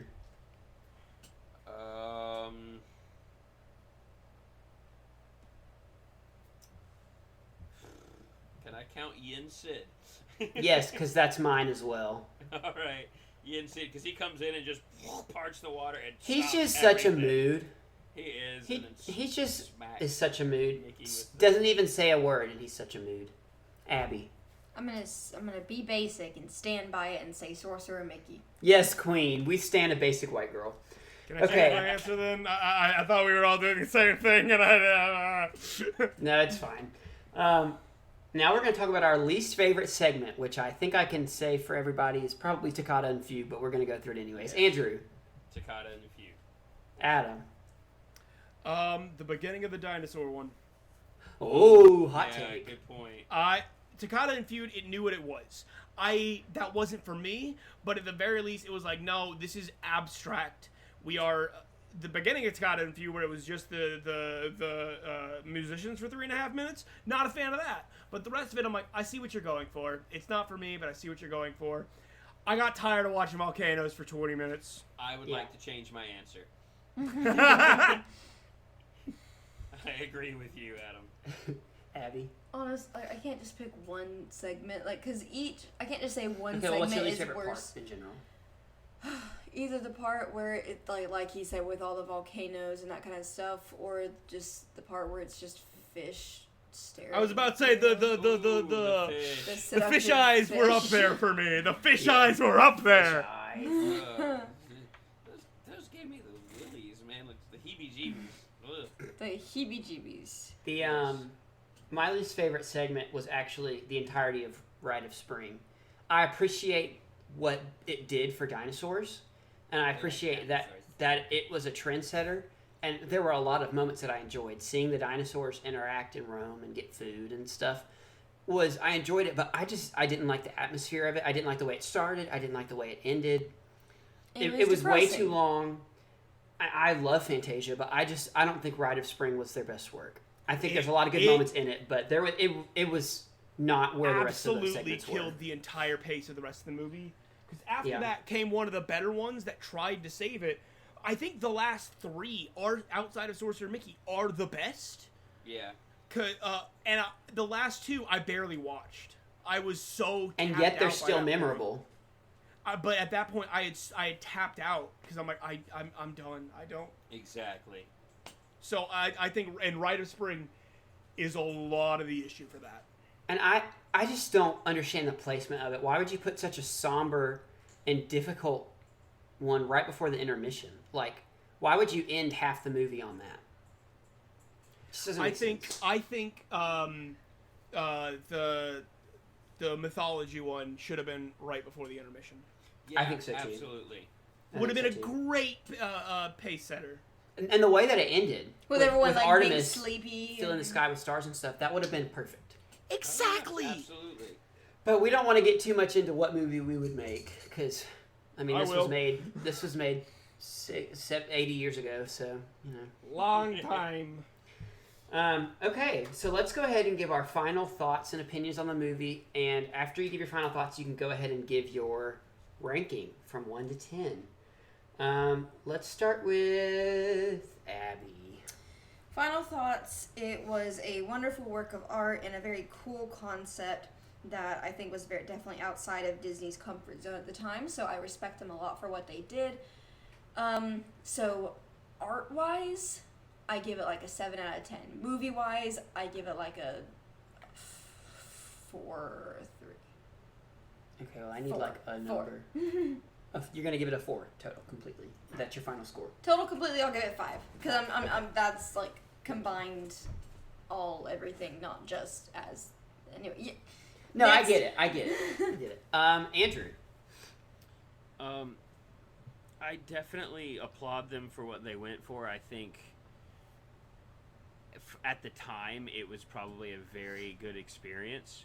I don't think it has aged super well for some of it, especially because we've gotten so used to through Looney Tunes, Tom and Jerry, so many things have taken from this where the music matches the events happening on screen. that it's just we're used to it now, so it's nothing super special, and we're just like, yeah, I mean, it's all right. So I think that it was very good for the time. That being said, it's just not super engaging anymore. I gotta give this a 3. Yeah. Adam? A lot of what Andrew says reflects what I think. I understand what they were trying to do. I don't think it was done well. They tried to emulate the feeling of a concert, of an opera too much to its detriment. And then also I think they ordered these horribly. I think there needs to be a lot of rearranging to really make sure, because you put a lot of very introspective and kind of thought-provoking ones back to back, and you needed the more fun breakups in between. So much so that, like, I'm gonna probably at some point in time go back and watch the last 2 on their own again, because I'm like, I want to give them a fair shake. I didn't like them because I was so tapped out by that point. I was barely paying attention. And so as a experience and like a work of art, I would have given it a 5 or a 6, but I told myself I am judging these as a movie. We are going through the Disney animated movies, and as a movie, it's a 3 out of 10. Yeah. So I did not make this a secret that I love Fantasia. I did not realize how much I love Fantasia until I watched it again. But I'm just a huge art nerd in general. And I also mentioned earlier that I am trying to view these movies as we watch through them, not just as the movie they are, but I want to be able to look at the full picture. What has this movie done for the world of media and the world of film? What legacy has been left behind by this movie? What has come from this movie? And I want to judge it and rate it as the entirety of the universe of this movie. I don't want to just view... We have Adam for viewing the movie as just the movie by itself. I'm trying to view it as the entirety of what it is. And then there's me and Andrew just in between. Yeah. I mean, hey. I am movie to movie. viewing it from today's standards on a film critic's perspective. You are filming it based on legacy. Yeah. I am viewing it based on enjoyment. Based on legacy and looking at it the way that Walt had intended and the goal of this film and the way that they were going about doing everything, I mean, I see it as a work of art. I see it as an incredible success, and so many wonderful things came from this. If this wasn't considered a Walt Disney feature film, I would have given it an 8. Because I think this is an incredible feat of artistry and animation. But because this is also listed as a Walt Disney feature animated film, I do have to take that into account because, yes, Walt's intentions were so unique and wonderful, but it doesn't translate into a theatrical film the way that he wanted it to. And so I do have to realistically take off a couple points for that. So I'm going to give it a 6.5. Because I can't justify giving it a 6, but I can't justify giving it a 7. So I just have to meet in the middle. So I'm giving it a 6.5. So we've got a 5, 2 3s, and a 6.5 for 1940s Fantasia. And so I think if we were able to experience it the way Walt wanted us to, like in a theater, it would translate a little better. I think so. I still it may have gotten an extra point or 2 for me, but I still don't think it translates all that well to film because of some pacing issues and just different things that could have been just smoothed a little bit, fine-tuned a little bit, with like the length of certain things and just the between the segments. I think could have been worked a little bit better to help it flow a little bit better for the film media, but it just wasn't quite there. And also, if a movie, I feel like if a movie can't hold up if it's not in a theater, it doesn't need to be considered a movie. If that sounds right. Like certain ones, like you got to see this in the theater because that's like the best way to experience it because it's big and bombastic. But or whatever. even It's like, cool. outside of a theater, it still works as a movie. Exactly. And this, I think its biggest issue is that it's considered an animated theatrical movie or an animated feature film, whatever. Mm-hmm. I don't think it should be, and that changes so much. It does. I think it absolutely deserves to be in the highest shelf of Disney history and legend. But to But categorize it I don't, along with a featured Disney film. I don't know that it has held its place well as a movie. I don't think it has. Because it's more like a special or like a performance than a movie. Yeah. Exactly. Mm-hmm. Well, this Like, was wonderful. if I could, sorry, last thing I'm going to say about this. No, it's okay.